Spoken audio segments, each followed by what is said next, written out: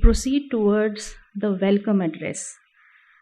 So before I invite Honorable Provost Parimal Vyasti to share the welcome address, we are blessed to have him, an experienced academician, researcher, lot of expertise in management, but at heart, he is a teacher.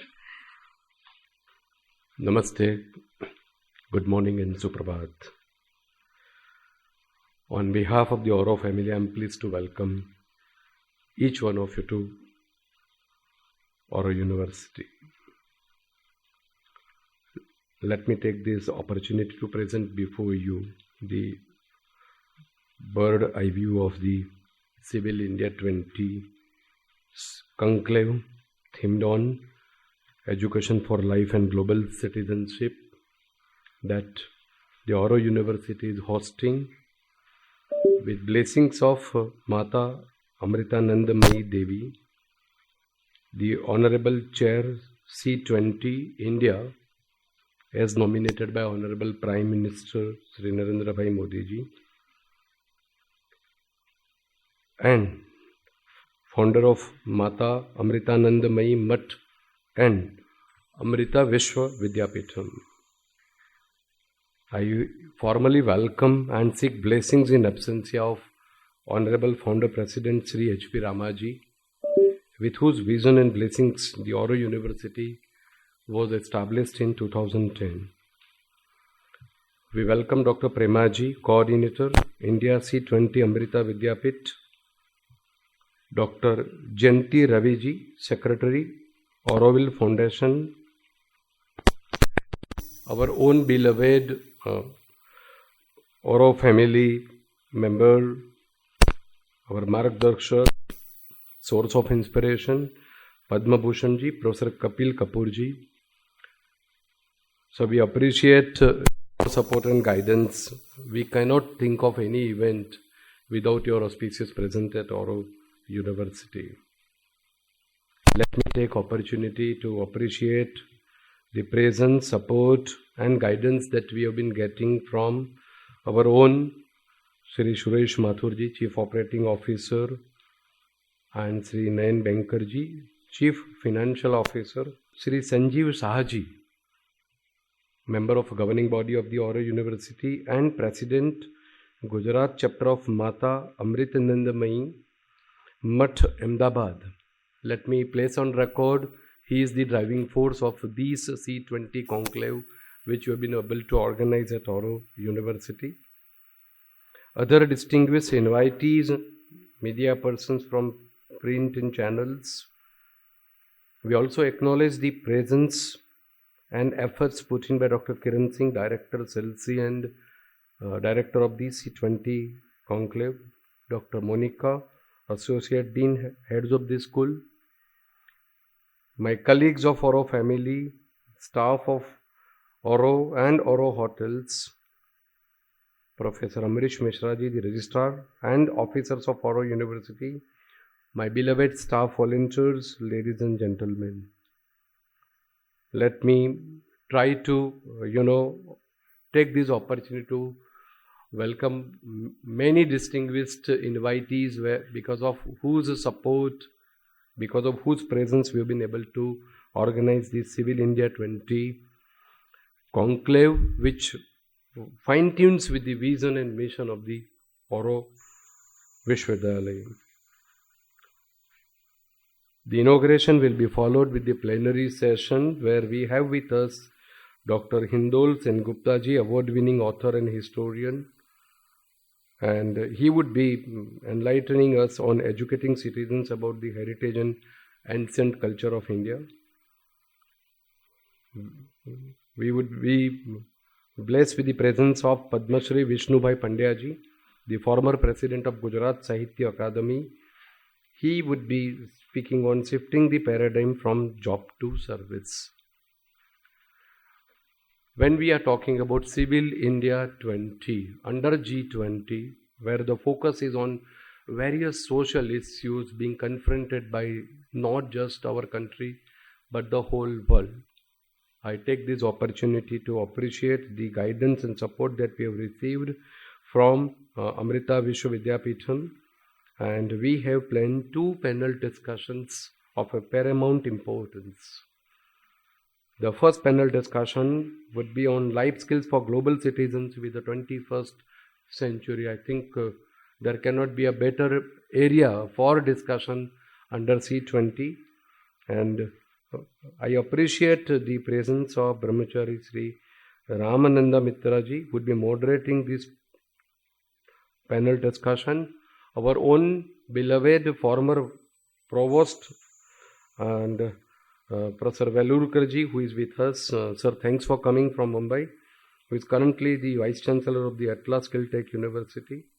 Mrs. Kalyani Rai, she is with us, President of All India Women Conference. I know about the activities. I had an occasion to be a part of it. And my own beloved colleague, Dr. Nirja Gupta ji. Thank you, Kiran, for creating this opportunity to meet Nirja ji, where she is currently Vice Chancellor of Sanchi University, Buddhist Indic Studies, from Sanchi. The second panel discussion would happen on resilience for sustainable living. As a teacher, let me tell you, the challenge before this country is to, fine-tune 2 major areas. One is in implementation of national education policy. One is outcome-based education. Anything and everything that we do, we try to measure it in terms of output. This is a paradigm shift that we are envisioning. And second is, how can we fine-tune it with the accomplishment of the Sustainable Development Goals 2030. So this is a very appropriate platform where we will be having a discussion. It would be moderated by Dr. Premaji. She is the coordinator of India C20 Amrita Vidyapit, and we would be having a presence of Sri Kirti Shah, President India Habitat Forum.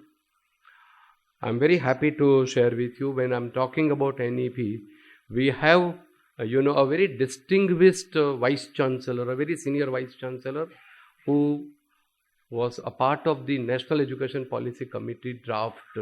He is with us. He is a source of inspiration for me, Professor T.V. Kattimaniji, and he is an icon of tribal education that this country is talking about now. That is the contribution that Sir has made. He is with us. I welcome Professor Kattimaniji also. Currently, he is the Vice Chancellor of Tribal University of Andhra Pradesh. Sri Abhay Mangal Das ji, founder and director of House of MG, Ahmedabad. And when we talk about the society, we have with us a scientist, educationist, and a social worker, Dr. Jyoti Chotaiwale ji. We welcome you, ma'am, to this event of C20. I'm very happy to share with you. It's difficult to get people, now come in person and then inspire us and guide us. But then Dr. Kiran Bedi ji, she has a very close connect with Pondicherry. And you know that this university has been founded by the vision of Sri Ramaji, where we follow and seek blessings of Sri Aurobindo and Divine Mother. So Dr. Kiran Bedi ji, former Lieutenant Governor of Pondicherry, she would be the honorable chief guest of our valedictory, and our own, I would call him a part of Oro family, Sri Dinesh Dasaji, who is the former chairman of the Gujarat Public Service Commission, would also be, addressing all of us in a valedictory. I'm very happy to share with all of you that along with C20 Conclave, we are also simultaneously organizing a youth conclave. And we appreciate the presence of Dr. Bhavna Joshi Puraji. She is very much here. And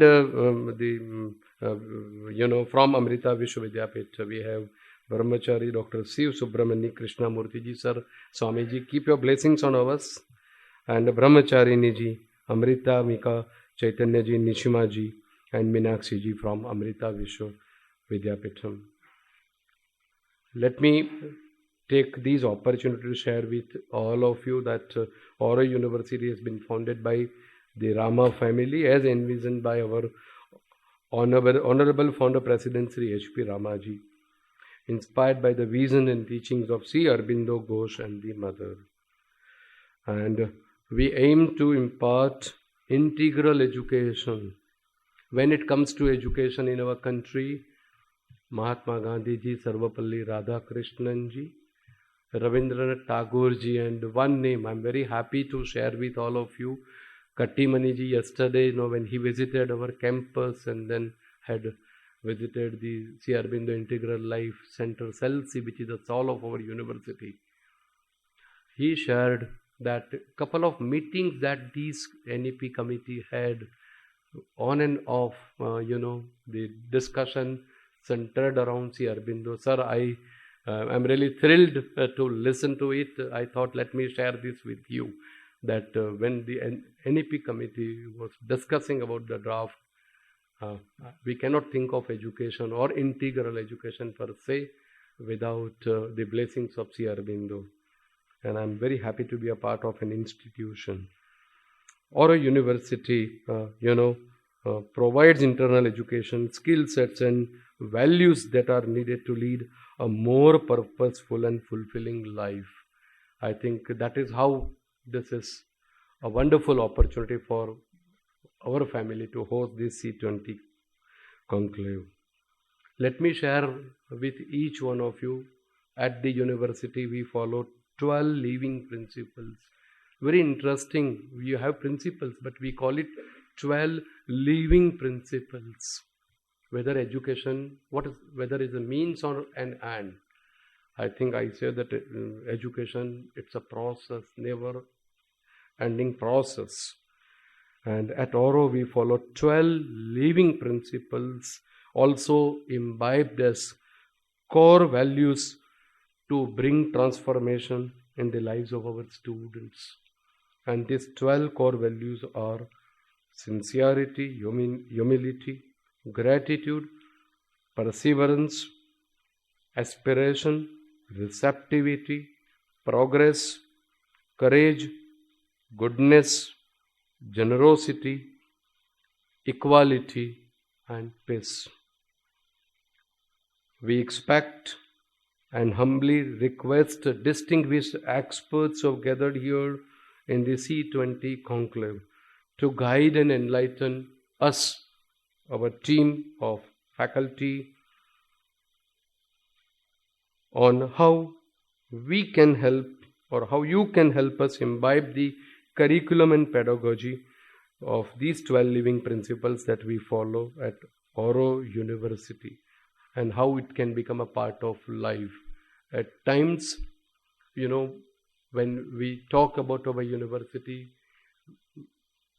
the reflection that we get is, just 1200 students. But let me share with you, the vision of our Honorable Founder President is that when we admit any student, we take a responsibility for the transformation in his or her lives that we want to aim or we want to make it. So I would request all of you to guide us. Let me take 1 minute and I would like to share with all of you. Before the National Education Policy even thought of, when the university was established in 2010, with great pride I say that in order to impart integral education, we teach compulsory courses of Science of Living. What a wonderful name, Science of Living. And we also teach, these are all compulsory courses that we teach in each of the semester at the Oro University. And we also teach foundations of Indian culture. I think now you find Indian knowledge system has become a buzzword. I remembered only one institution in the country called Bharati Vidya Bhavan, where I was associated with for long than 10 years. There we used to teach. It was a compulsory course called Cultural Heritage of India. My journey as a teacher in 39 years, I have not come across a university of this stature. And let me tell you, the core of the Oro University is experiential learning. So we are not after number game. Oro University is strongly grounded in value education. We believe that education must not be limited to purely academic learning, and education is an indispensable part of our life. In an era characterized by a new explosion of scientific knowledge and a growing area of complex societal problems, it is appropriate that curricula should continue to evolve, perhaps in radical ways. And that is why probably in C20 and G20 education, and even in sustainable development goal, there is a strategic focus on education. An education system that, along with professional and materialistic success, teaches an individual how to live life meaningfully, inculcating values, empathy, acceptance, understanding, and the like, to be better prepared for all life experiences, both pleasant and otherwise. Let me take this opportunity to share with you. Oro University aims to deliver what we call it as precisely Oro experience. And these Oro experience is created, it is conceived, it is created, it is built, and it is delivered through what we call as 4 key aspects. The physical education, where we focus on team building and collaboration. Vital education, I think, is extremely important, where we focus on emotions, feelings, and relationships using music, arts, drama, and sports. Mental education, through sharpening observation, analytical skills, decision making, and above all, skills in creativity. And the most important one, spiritual education, discovery of inner being and consciousness. So at times I do say that the Oro University is a spiritual laboratory for the education. We have put up an exhibition for the event, and as you all know, that the C20 CONCLAVE's motto is, "You are the light in a universe, each one of us." And at Oro University, we follow this in word and spirit as shown by the Mother and Sri Aurobindo. The exhibition showcases the best practices carried out at Oro University for integral education, sustainability, culture, innovation, community outreach, and of course, the implementation of the National Education Policy 2020. And results that we have received by implementation of the outcome-based education at Oro University. I firmly believe that the curricular aspects must include citizenship, so spiritual values, yoga, meditation, sports, culture, heritage, nature, and environment. We must focus on inculcating service orientation through the engagement and participation of students in varied extension, co-curricular, community, and outreach activities. We must inculcate teachings and learnings from a life of inspiring and successful individuals.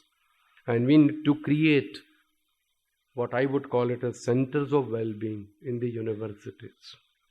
Let me conclude by raising 2 critical questions before this intellectual gathering. What knowledge, skills, attitudes, and values will today's students need to thrive and shape their world? How can instructional systems and higher education institutions can effectively develop these knowledge, skills, attitudes, and values? To conclude, I understand that our students must be taught to value common prosperity, sustainability, and well-being. They need to be responsible and empowered. They need to place collaboration above division and distribution, and sustainability should go above the short-term gains that they look for in their life.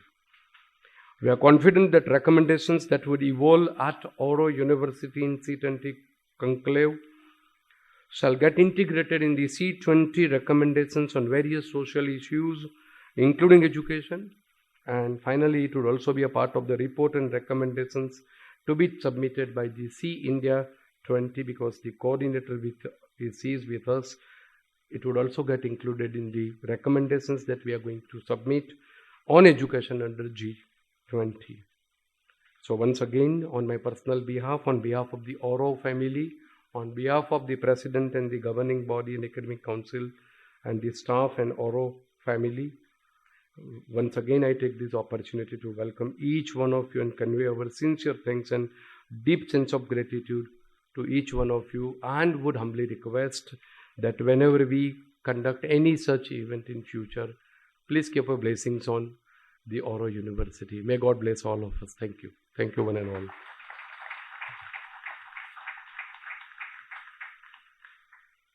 We are thankful to you, Professor Parimal Vyas, for your inspiring words. The reminder that Oro University is committed to those 12 living principles in word and in deed.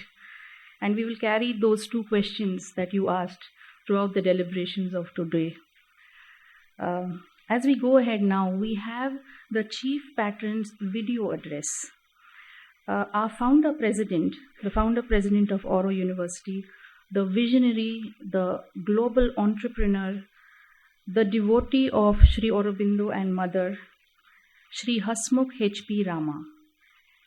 He is passionate about inspiring youth of the next generation. He is passionate about the practice of integral education, and he is passionate about holistic development of youth. So what we have for you here is a video address by our patron, our founder president, on the vision of Sri Aurobindo, philosophy and practice of integral education.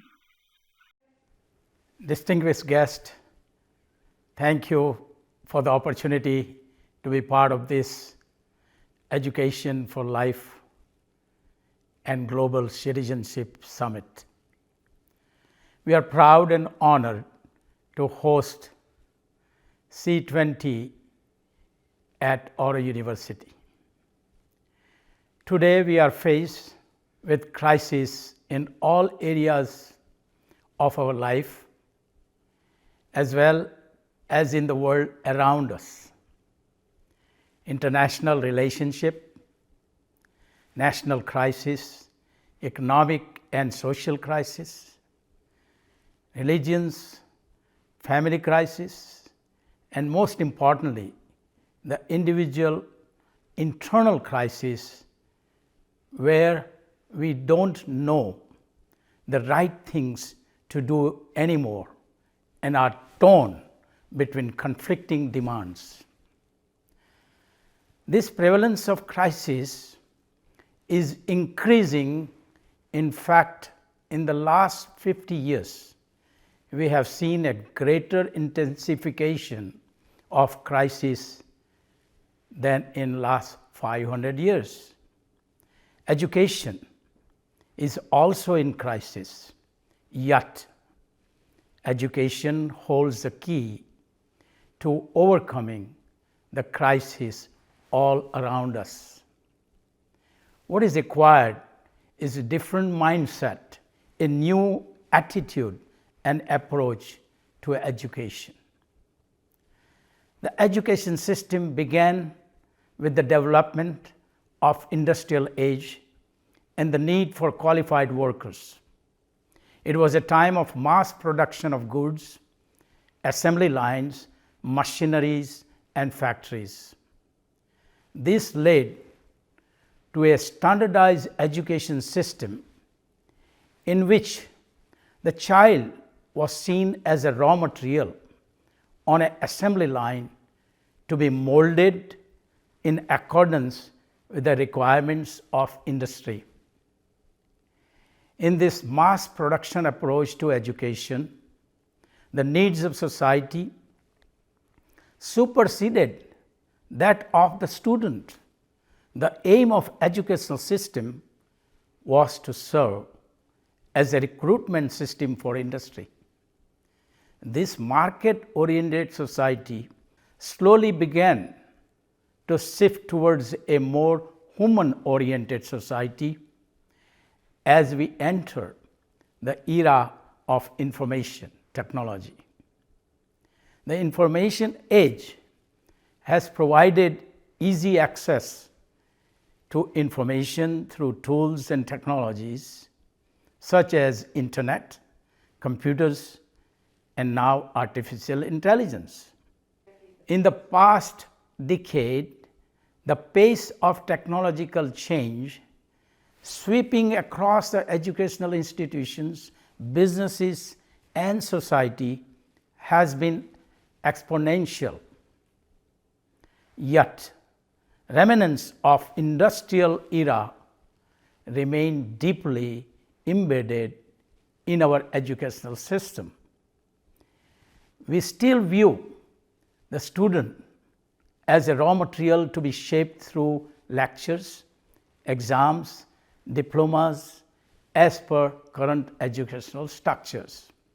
In doing so, students have lost their sense of identity, of self-expression, freedom to explore based on their aptitude and interests. They have lost their motivation for self-discovery and inner development. As an accidental educationalist, I must point out in all humilities that we have the responsibility to promote a radical paradigm shift in education.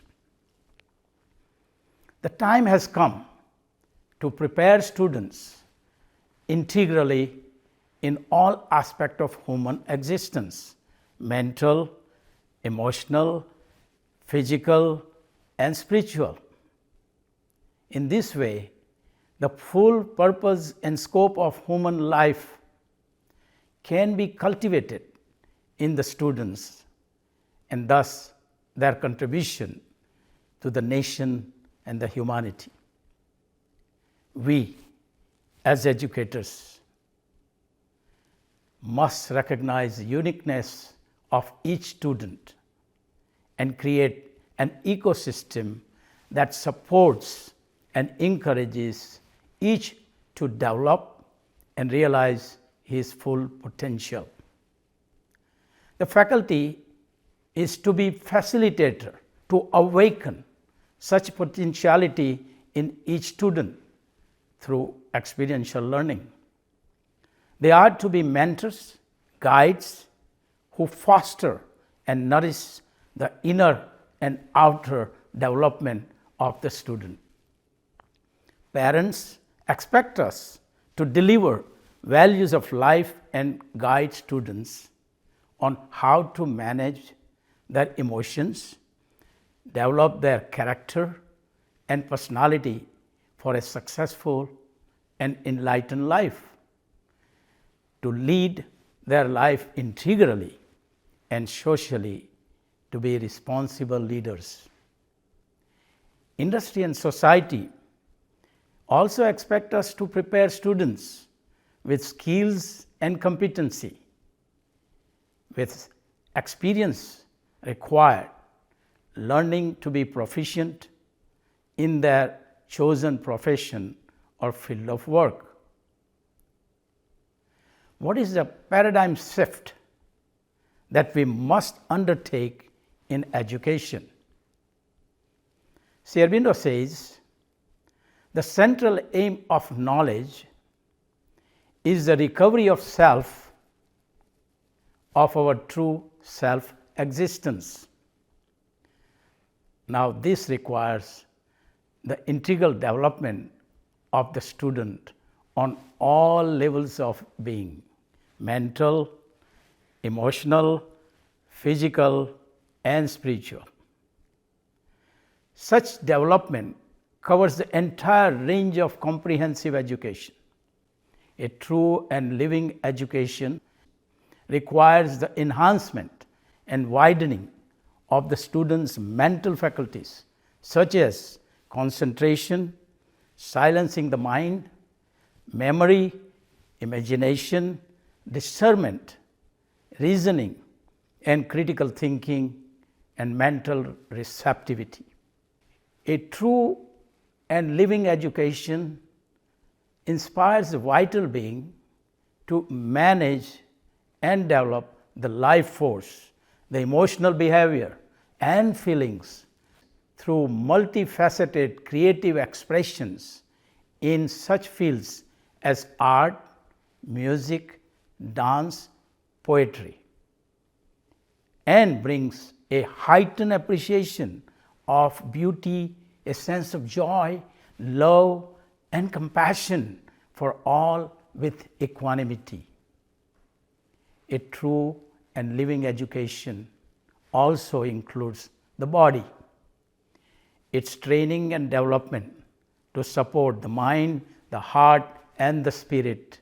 It is necessary for the formation of good habits, discipline, teamwork, agility, flexibility, strength, and endurance. A true and living education places the great importance on the process of self-discovery and spiritual progress, which opens the student to universal values we refer to at Oro University as the 12 living principles, and they are sincerity, humility, gratitude, perseverance, aspiration, receptivity, progress, courage, goodness, generosity, equality, and peace. Mother said, to know is good, to live is better, to be, that is perfect. By opening to these 12 universal values and the development of all levels of being, the transformation of consciousness becomes possible. At Oro University, we are embarked on the grand vision of Sri Aurobindo for integral and transformational learning for the future leaders of humanity. And in conclusion, let me share with you Sri Aurobindo's prophetic vision for India. The Indian Renaissance is arising, and that must be determine its future tendency. The recovery of the old spiritual knowledge and experience in all its splendor, depth, fullness is its first, most essential work. The flowing of this spirituality into the new forms of philosophy, literature, art, science, and critical knowledge is the second. And original dealing with modern problems in the light of Indian spirit and the endeavor to formulate a greater synthesis of a spiritualized society is the third and most difficult. Its success on these three lines will be the measure of its help to the future of humanity. Thank you for joining this very important C20 summit at Oro University.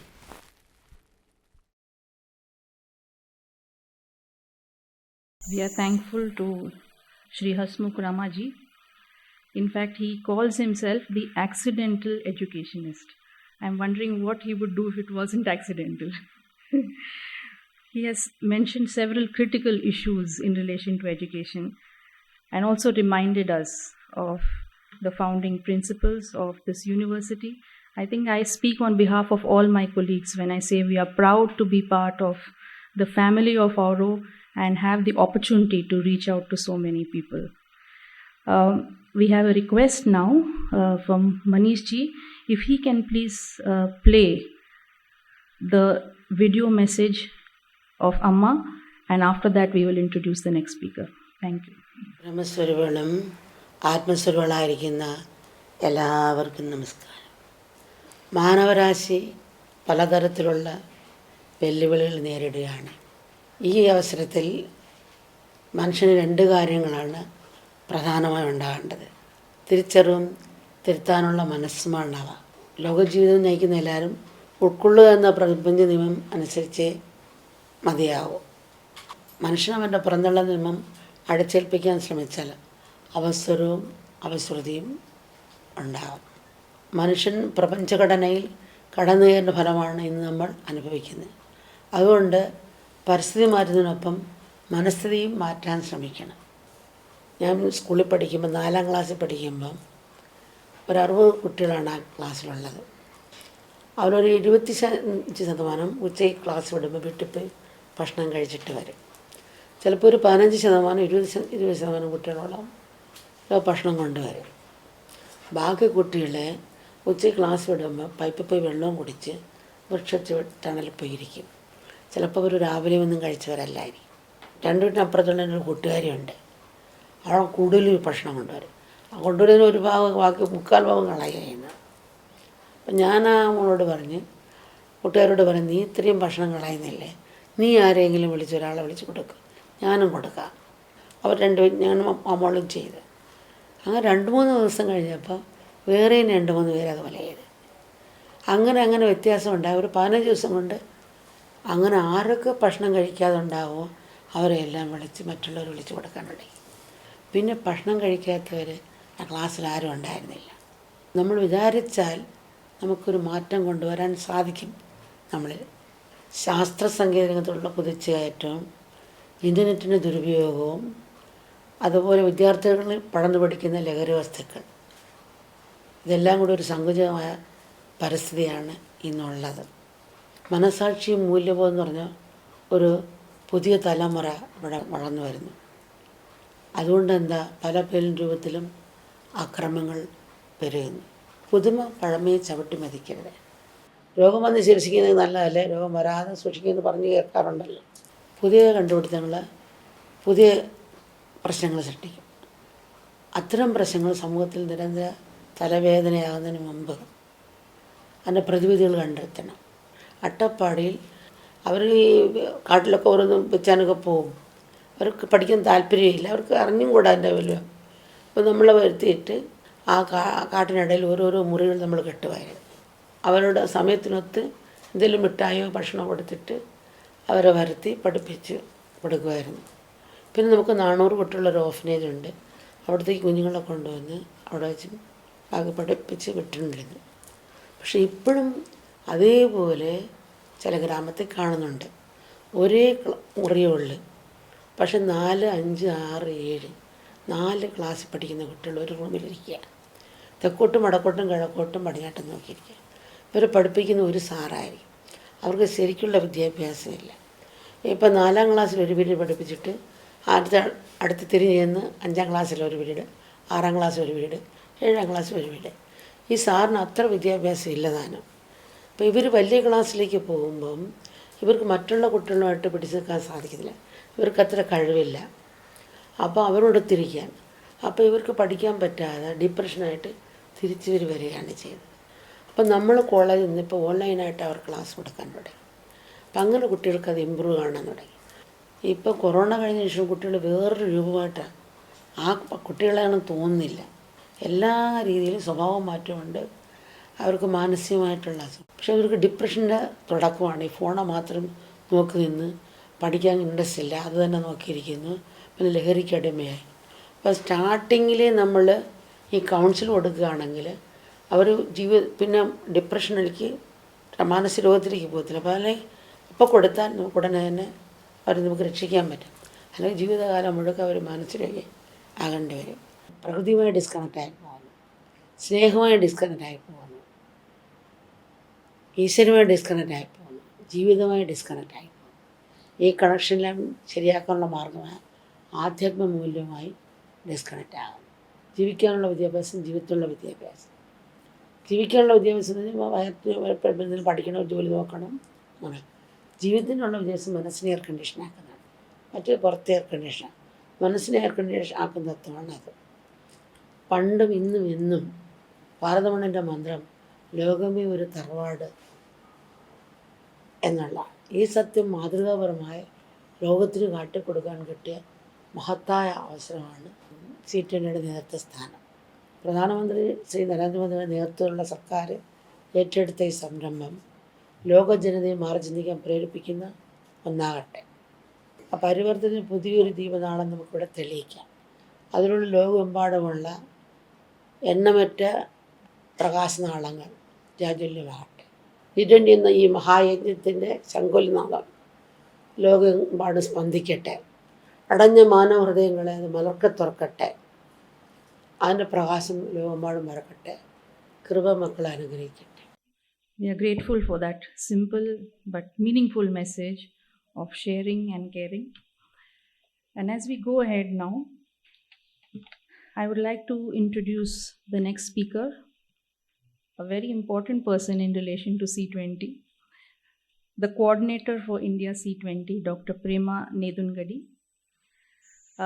I will just introduce her first, and then I will ask Suresh Mathurji to please come and felicitate her. She is the founding director at Amrita Create. Amrita Create is Amrita Center for Research in Analytics and Technologies for Education. This initiative has been recognized nationally as well as internationally. It has received the Barbara Bush Foundation's Adult Literacy Prize. Dr. Prema is also a recipient of Digital India Award, Best Journal Paper, IT Excellence Award for E-Learning and Education. Her forte is education and health systems. So I believe she will tell us a little more about that. And the large-scale projects that have been taken up by Dr. Prema and her team have reached to remote villages. I think that was reflected in the video that we saw just now. In spite of all this, she also has a prior experience of 15 years in software architecture in the US, and she has also presented Amrita's awards as well as projects at different international forums like UNESCO, and she's on the head of certain expert committees in the government.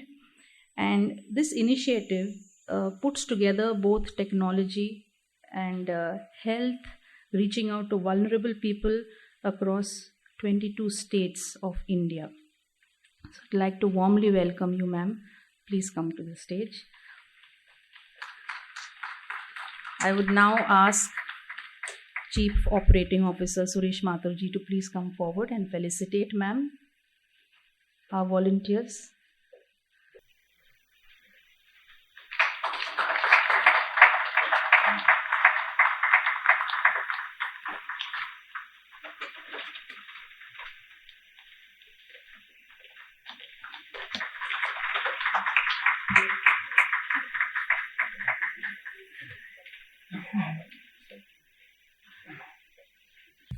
Om Amriteshwariyai Namaha.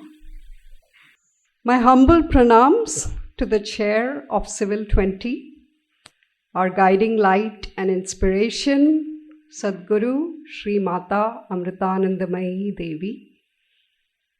I welcome Amma's presence to the C20 Conclave at Surat on education and digital transformation and into our hearts. Pranams to all the dignitaries gathered here. I want to sincerely thank Oro University for organizing this. I can see so much synergy between the values of Oro University and Amrita University, and I hope we can collaborate and work together in the years to come. Having studied at Mothers International, New Delhi, in high school, I was also exposed to the education for life with yoga, meditation, and other value systems at that school. India's G20 presidency has the theme Vasudeva Kutumbakam, signifying Modi ji's vision for India, where he is talking of one earth, one family, one future. And in response to that, Amma came up with the logo for C20, which is "You are the light." How do we achieve this one family goal, one earth goal? by each of us becoming the light. So it symbolizes the faith of hope, self-motivation, and selfless service. It's also a call to every NGO and CSO member to come together, make their path, find real solutions on the ground, and resolve issues through collective effort. The C20 chair has said, in today's world, people experience two types of poverty: the poverty caused by lack of food, clothing, and shelter, and the poverty caused by lack of love and compassion. And what Amma says is, of these two, the second type needs to be considered and dealt with first. Because if we have compassion, then we will wholeheartedly serve those who lack food, clothing, and shelter. Next slide, please. The G20 members represent around 85% of the global GDP and about 2/3 of the world's population. While the G20 discussions happen at the ministerial level, the Civil 20, which is our official engagement group under the G20, engages with CSOs and NGOs of not only India, not only the G20 countries, but we've also been working with many of the African countries, many of the underdeveloped and developing economies. So we started our background work with a comprehensive review of what previous C20 countries have written as policy documents. We looked at the UN, we looked at the UNESCO, UNICEF, OECD, and also country policies. And after that, we had a huge number of deliberations, both virtual and physical events such as these. And we had a really overwhelming response that you see there. Nearly 16,000 participants, of which 5,800, which is nearly 1/3, were international participants from 106 countries. They engaged in policy dialogues, both virtual and physical, events, panel discussions, outreach activities, or provided inputs through surveys. We also participated actively in the G20 Education Working Group and the G20 Digital Economy Working Groups. Next slide. Based on our research and deliberations, we propose the following sub-themes, which are important and also interlinked. In education, education for life and global citizenship. Today's event is all about this. Then we have education for persons with disabilities. So there we are looking at education, communication, overcoming stigma, etc., providing low-cost assistive technologies for persons with disabilities to bring them to the front. Learning equity and emerging technologies. So learning equity, we are looking at reaching the bottom of the pyramid. It also means involving women, girls, marginalized populations, tribal, indigenous people. And we want to make sure that when we have emerging technologies, it reaches them. The last mile access is also important in this particular sub-theme. And we have skill development. So we are looking at future of skills. We are looking at how do you take skills that are where the training is in one country, but it's accepted in another country. So inter-country movement is possible. And we look at education in emergencies. So this came up after several meetings. This was not initially there because we didn't find it that much of a problem in India, but we're finding in Uganda and many other countries, Greece, there are a lot of refugees, and there are refugees camps where people live for years. 17 years is the average. We won't believe it. And so what do you do for them in terms of education? And finally, digital transformation and accessibility. So that covers actually the SDGs. It's not confined to only education. And so providing digital technology for societal impact and also digital accessibility. So that when you provide these, we are not increasing the inequity. Global citizenship education, our very first theme, which we'll dwell upon a little more, has been discussed in previous Civil 20 and G20 policies. But our aim is to elevate it by incorporating education for life. This approach emphasizes action-oriented programs which are rooted in indigenous knowledge systems, ancient cultures, service activities, and mind management, or what we call meditation.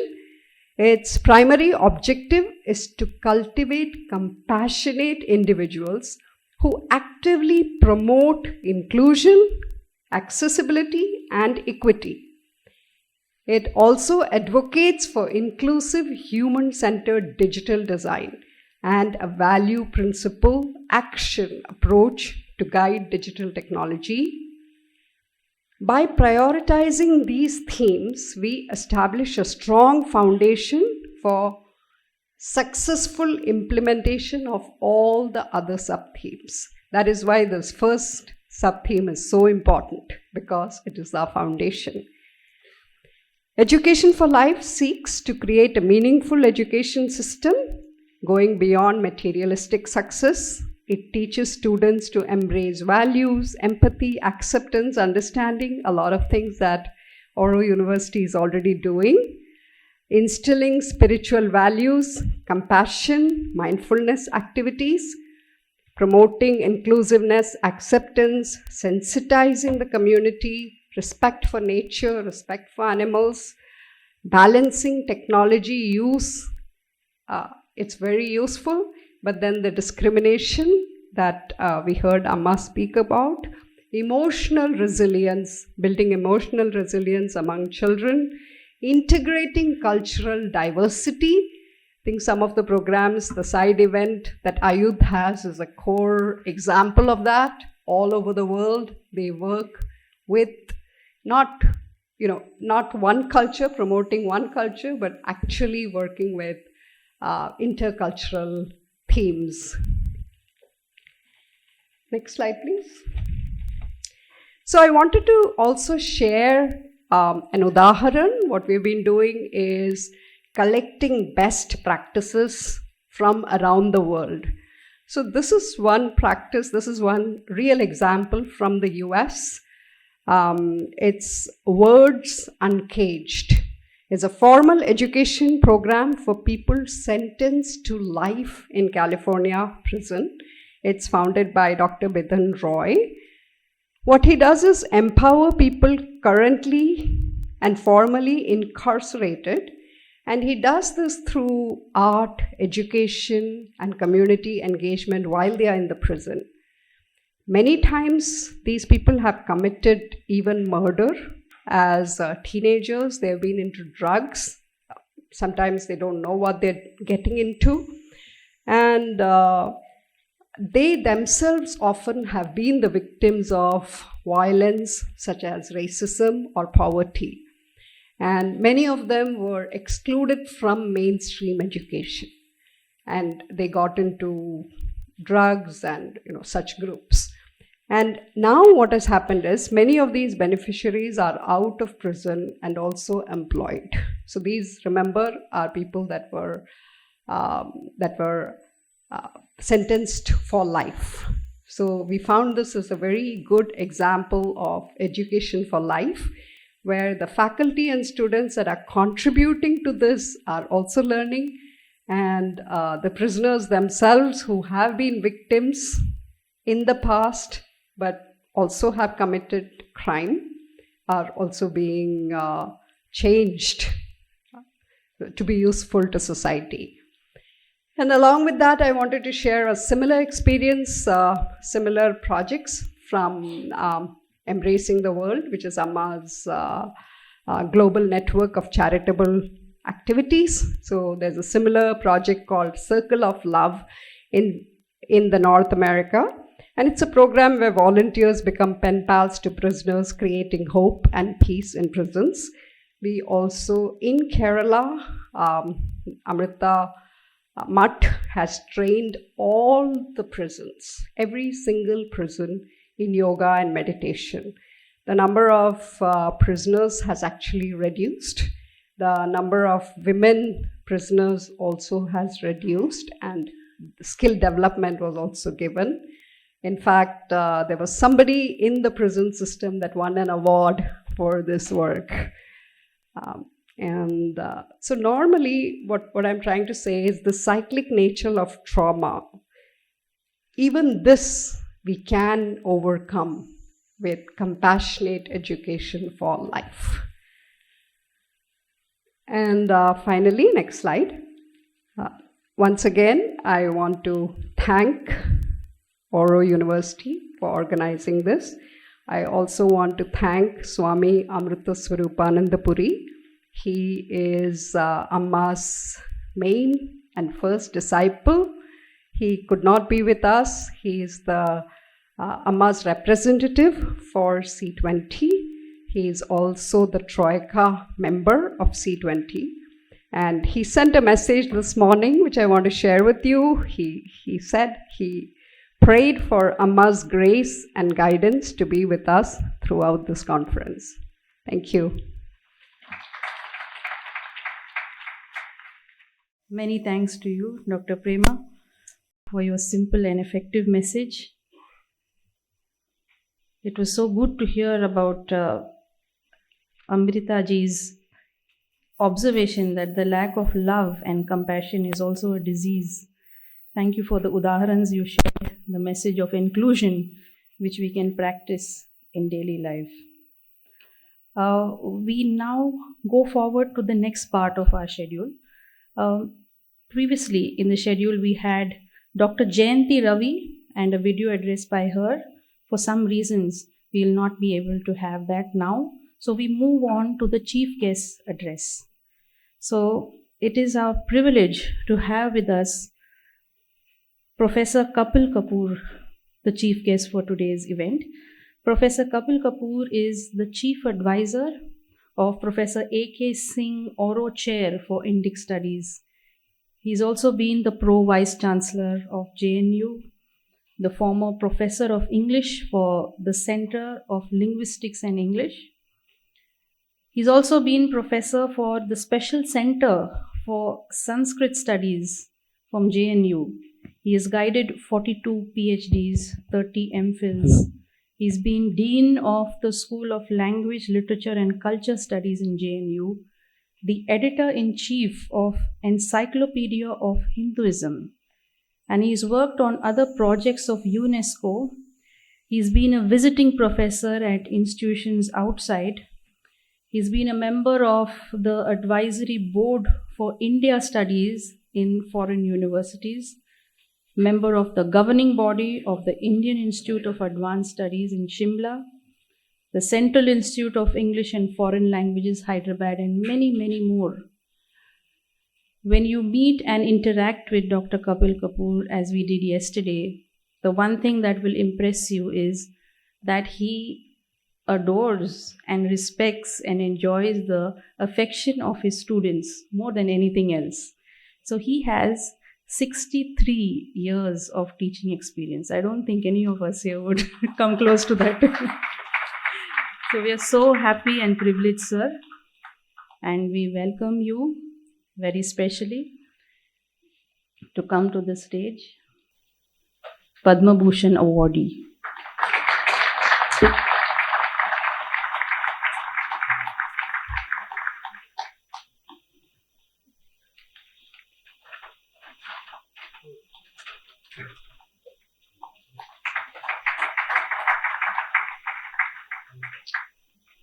It's a wonderful occasion, and I express my deep sense of gratitude to Ramaji, to Mathurji, to Honorable Vice Chancellor Parimalji, and my friend Registrar Sahib Amrishji, and of course Kiranji. It's difficult to, I can call her my daughter, I can call her my younger sister, and great amount of love that I have received in this institution from all the people is something that I cherish, and gives me a feeling that in life it is possible to get more than what you deserve. The subject today, the theme that C20, Civil 20, and I think at one time I used to interact with Premaji some 20, 30 years ago, if I remember correctly. And the Civil 20 and the notion of education for life and education for the global context. I think I have lived too long to stay abreast of all the changes that have taken place in our modes of communication, in the way we relate to each other, and particularly in how gradually the machine has taken over more and more of our life's space. As I'm 83, so I think I have tried hard to keep pace with technology, and I've managed fairly well. But my reservation about technology remains, you see, and for some reasons. I've been asked to talk about ancient, our Gurukul system of education in the context of this theme. थोड़ी अंग्रेजी बोलनी चाहिए to prove that one is a professor of English.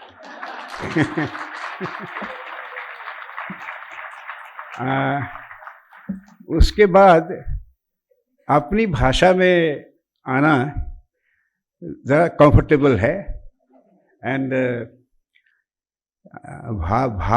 भाव बोध अपनी भाषा में ज़्यादा होता है. मैं कुछ ऐसी बातें कहूँगा, उनको सीरियसली मत लीजिए. इन एनी केस मुझे बहुत कम लोग सीरियसली लेते हैं. मुझे ये लगता है कि हम एक बड़ी तेजी से बदलती हुई दुनिया में रह रहे हैं और थे पिछले कोई 20-30 साल से. 286 was the first computer, 286. Some of you will remember. And it was way back in 80s. और फिर कितने 295 और फिर बढ़ते क्या क्या उसके इसमें इतने राम हैं, कितने राम हैं, हाँ? या रैम हैं कंप्यूटर में, और कितने पैरेलल प्रोसेसर हैं, और कितना तेज़ चलता है, कितना फास्ट है. ये भी वैल्यूज़ ही हैं ना, कितना तेज़ चलता है, कितना कुछ एकदम यहाँ वो अपने पास रखता है. अपनी बुद्धि नहीं है उसके पास, अपनी बुद्धि नहीं है. But it has gradually taken over, technology has taken over more and more the power of our limbs, including the mind. तो जब लिम्स को ज़्यादा पावरफुल करना है, माइंड को ज़्यादा पावरफुल करना है, तो we go to technology. Although mind powerful होता है कि नहीं, it's very doubtful. पर limbs, yes. I can't lift 100 kg, तो एक फोर्क लिफ्ट बना ली, 100 kg उठा लिया. मुझे इतना ही दिखता है, ऐनक लगा ली. और मुझे आकाश में इतनी गहराई तक नहीं दिखता, तो टेलीस्कोप बना ली. और मुझे बहुत बारीक चीज़ नहीं दिखती, तो मैंने माइक्रोस्कोप बना ली. ये सब हमने अपने ये जो इंद्रियां हैं उनकी शक्ति को बढ़ाने के लिए हमने टेक्नोलॉजी का इस्तेमाल किया है. और क्योंकि एक प्रकार का मैजिक है ये कि आप उसमें से जब देखते हो तो आपको वो दूर दूर की गैलेक्सीज नज़र आती हैं, और वो देखने से आपको क्या होता है या क्या होगा वो अलग बात है, पर एक प्रकार का मैजिकल इफेक्ट है. So the world is swayed by, the world is overwhelmed bye its own acquisition of knowledge, except perhaps some of the scientists who remain, for example, the man who invented urea apologized that I made a great mistake, you see. And there was another case, I am now forgetting, recent case, where in fact I don't know whether someday the person who has worked hard on artificial intelligence will also not apologize. Because human mind में 27 parallel processors हैं, 27, as against 5 parallel processors so far in the machine. और human mind has infinite storage capacity, infinite. परंतु जिस चीज़ का हम जितना इस्तेमाल करते हैं वो उसमें ही सीमित हो जाती है, क्योंकि हम अपने इसका दिमाग का इस्तेमाल धीरे धीरे कम करते जा रहे हैं. पहले हम याद रखते थे चीज़ें, इतनी सारी याद रखते थे. अब तो लोगों को गर्लफ्रेंड्स का टेलीफोन नंबर भी याद नहीं होता. उसके लिए भी वो मोबाइल निकाल के देखते हैं. तो कितना एक, whether the human mind is empowered और इट इज डिसएम्पावर्ड, ये एक सोचने की बात है. मैंने अभी बैठे बैठे कुछ 2-4 चीज़ें लिखी कि दुनिया बदली जो ट्रांसफॉर्म हो रही है पर्सनल से इम्पर्सनल की तरफ, पर्सनल से इम्पर्सनल. आगे हम जब चेस खेलते थे 2 जने खेलते थे और 7 लोग बैठ के सलाह देते थे, फीला चलो, प्यादा आगे करो. There was communion among people. अब हम कंप्यूटर में बैठ के मैं चेस खेलता हूँ, पर्सनल से impersonal. What used to be personal interaction in so many spheres has become impersonal. एक पहला, इसमें इसकी बहुत ramifications हैं. Will I not go into the details? दूसरा, man to machine. We are in this transforming world. We are moving more and more away from man. Teacher को गुरु कहते थे, गुरु. और अब भी इन दिस चेंज्ड वर्ल्ड, अब भी एक अच्छा टीचर स्कूल में, क्लासरूम में एक चॉक और एक ब्लैक बोर्ड से, he is more powerful than and all the computers that you can use to teach. Because बच्चे सिर्फ किताब या विचार या शब्द नहीं सीखते, वो अपने टीचर को देखते हैं. वो चलता कैसे है, बोलता कैसे है, सोचता कैसे है, क्या बताता है, उसके जीवन मूल्य कैसे हैं. कई होते हैं ना टीचर, उनके बटन हमेशा गलत लगे होते हैं, एक ऊपर एक नीचे. And such people are people who do not care for their appearance. Appearance. वो ये नहीं देखते कि भाई मेरे कपड़े कैसे हैं, वो किसी और एक अंतर ध्यान मुद्रा में रहने वाले वो टीचर होते हैं। हमने देखे, हमने अपनी लाइफ में देखे हैं, आज तक हम भूले नहीं अपने उन टीचर्स को। तो मैन से मशीन, टीचर बीच में बन गया फैसिलिटेटर। अब आजकल टीचर इज ए फैसिलिटेटर। वो तरह लगा दिया और उसमें लैब में बैठ गए, लगा दिया और अपने भी कान बंद कर लिए, बच्चों के भी बंद कर दिए। Everybody listening to himself. A beautiful exercise in repeating the errors that one makes. जो वो कर रहा है उसी को रिपीट करने में। This is personal to impersonal, it is man to machine, and it is also from, एक बहुत बड़ा चेंज हमारी संस्कृति में है। हमारे पुराना शब्द, पुरानी एक saying है पतंजलि के समय से, शब्दम न कुरु, शोर न मचाओ।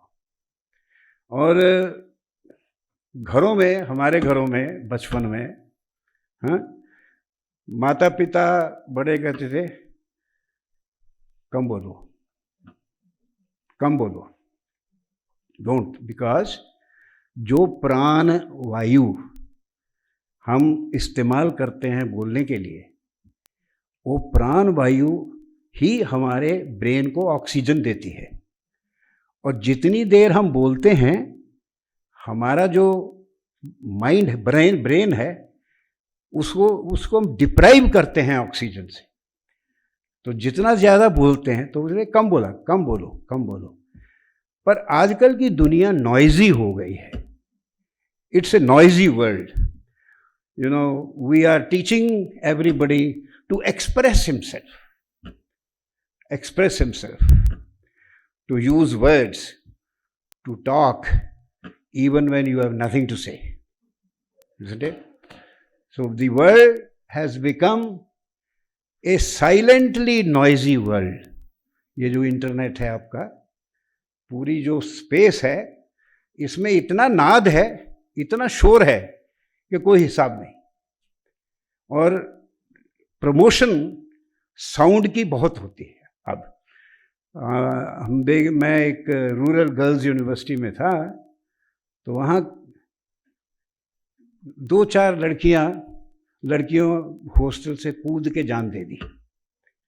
वो क्या होता था कि ये लगा लिया शाम को, सुबह से शाम तक, और वो दुख भरे गीत सुन सुन के, हैं, कोई आएगा आने वाला, and nobody turns up, which is a classic story from Mahabharata, Pingala, who waited on and on and on for the prince to come, but he did not come, and she became restless and she could not sleep, and she was disheveled and distraught, टूट गई, fragment हो गई।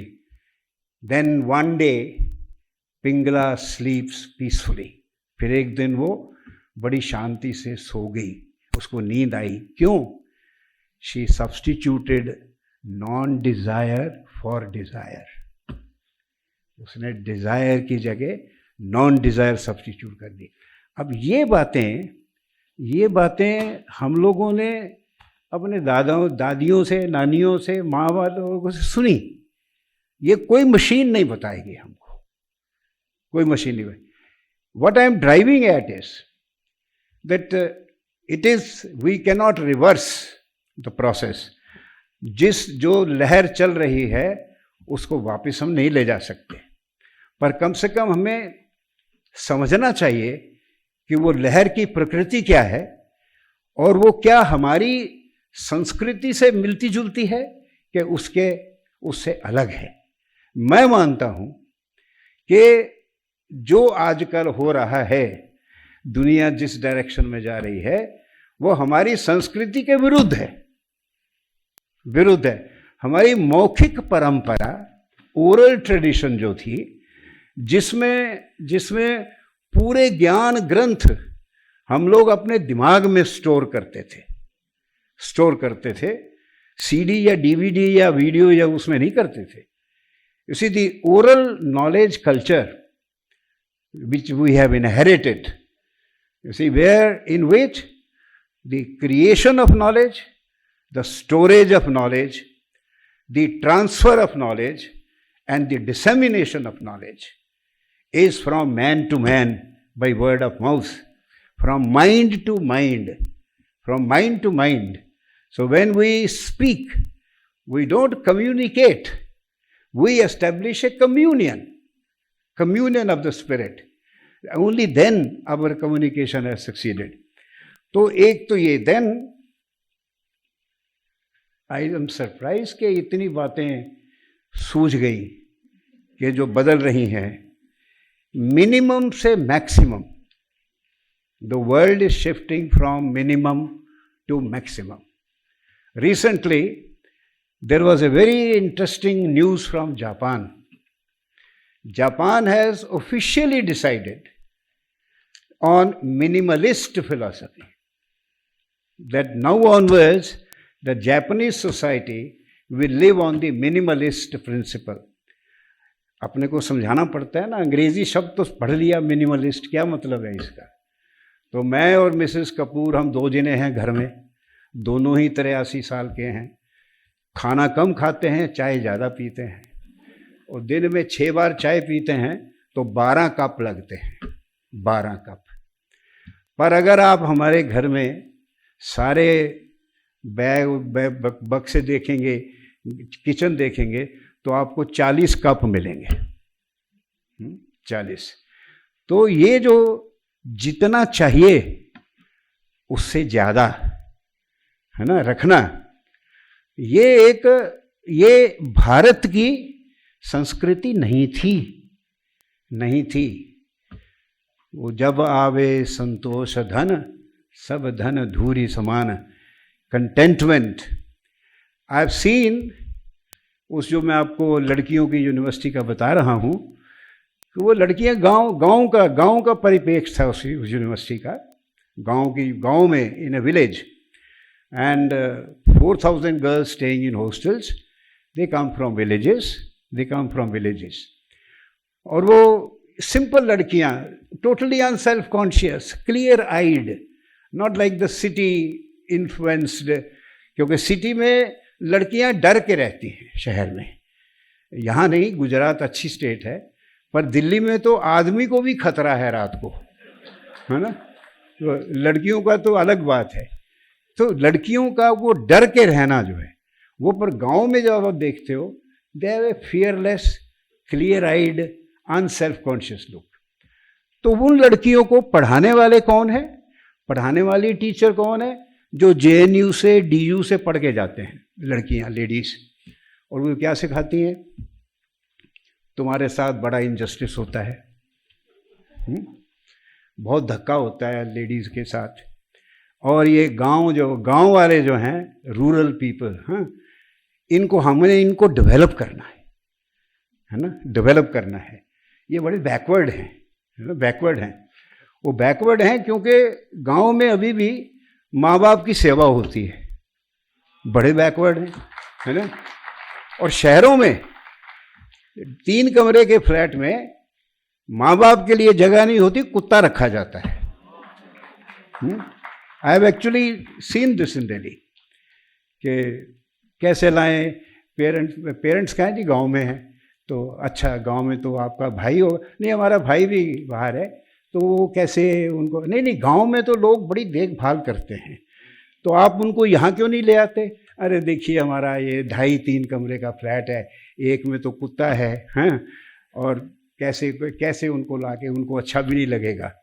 Dog biscuits आ जाते हैं, you get the point.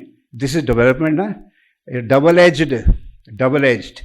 जो moral values जो माता जी अमृतामयी जी की बात कर रही हैं, वो तो सारी they are going out, because from minimal to maximum. ये जो फिलोसॉफिकल चेंज है, अब Japan has decided on minimalist philosophy. तो हमारे यहाँ क्या था, ये individually, not only in individuals, even society, समाज में. पंजाब में किसानों ने, मेरे ज़माने में भी पंजाब का किसान, बड़ी फर्टाइल लैंड है, 3 क्रॉप्स होती थी, तीन क्रॉप्स होती थी। पहले एक जो कनक वीट हो गई, उसके बाद थोड़ी देर के बाद उसमें चरी कहते हैं, जो जानवरों को खिलाई जाती थी, जिसमें नाइट्रोजन बहुत होती है, वो लगाई जाती थी। उससे जानवर खाते और नाइट्रोजन से उससे धरती को नरिशमेंट मिलती थी, नरिशमेंट मिलती थी। उसके बाद फिर तीसरी क्रॉप। आज पंजाब के किसानों ने यूरिया की मदद से 5 क्रॉप्स लेते हैं, 5, और इतना केमिकल वो डाला, इतना डाला कि there is a train which runs from Gurdaspur to Chandigarh. It is called the Cancer Express. The Cancer Express. Punjab का पानी 2 फुट पे होता था. You just dig for 3 feet. 5 नदियां वहां, and you get water. Now the water has gone down to 200 feet. क्योंकि pumps लगा के आपने 5 बार maximal. Not just what you need, but maximum that you can have. So it has happened in agriculture. The land has been poisoned, water has been poisoned, and it has happened in many other things also. In हमारी जो संस्कृति जो है नियम, संयम और श्रद्धा की, नियम, हाँ, एक नियम होता है, एक बोलने का तरीका होता है, एक चलने का तरीका होता है, एक संयम होता है। 3 रोटी की भूख है तो 2 खाइए, संयम होता है। और reverence, respect for people, for the elderly, for one who has knowledge, for one who is a man of dharma, and also for the objects. हमारे ज़माने में हमने देखा कि वो मिक्सी लाते थे, खराब हो जाती थी, तो बाजार में जाके उसको ठीक कराते थे। We were a repairing culture, we have become a replacement culture, repairing की बजाय। अब क्या होता है, लेके जाते हैं, कितने पैसे लगेंगे, 500, नहीं कितने की है, 700 की, फेंक इसको। So you throw away, dispose of, instead of reverence you dispose of not only objects, even relationships. There is a time when the elder brother, if the younger brother gets annoyed with you, the elder brother will go to him and say, क्यों भाई, क्या गलती हो गई हमसे, हैं, क्यों नाराज हो गया है। आजकल अरे होता तो होने दो, वो अपनी कमाई खाता है, हम अपनी खाते हैं, you see. तो we have stopped repairing either objects or culture or relationships. तो ये सब चेंजेस हुए मिनिमल टू मैक्सिमम में। अब बाबा नानक तो बेचारे कह गए कि बांट के खाओ, पर बांट के खाना तो बड़ा मुश्किल है, वंस ए ईयर छबील लगा के पानी बांट देना, बढ़िया, यो आत्मा आपकी ठीक हो गई, है ना। और आपने वंस ए ईयर कुछ एक सेरेमोनियसली कुछ कर दिया, वो भी ठीक हो गया। But to have the whole पूरा लिविंग प्रिंसिपल लाइफ का, that what you are going to eat, you will eat after making sure that no one around you is hungry. So that living principle, kind of principle, which used to be there, is to be there. Anyways, and then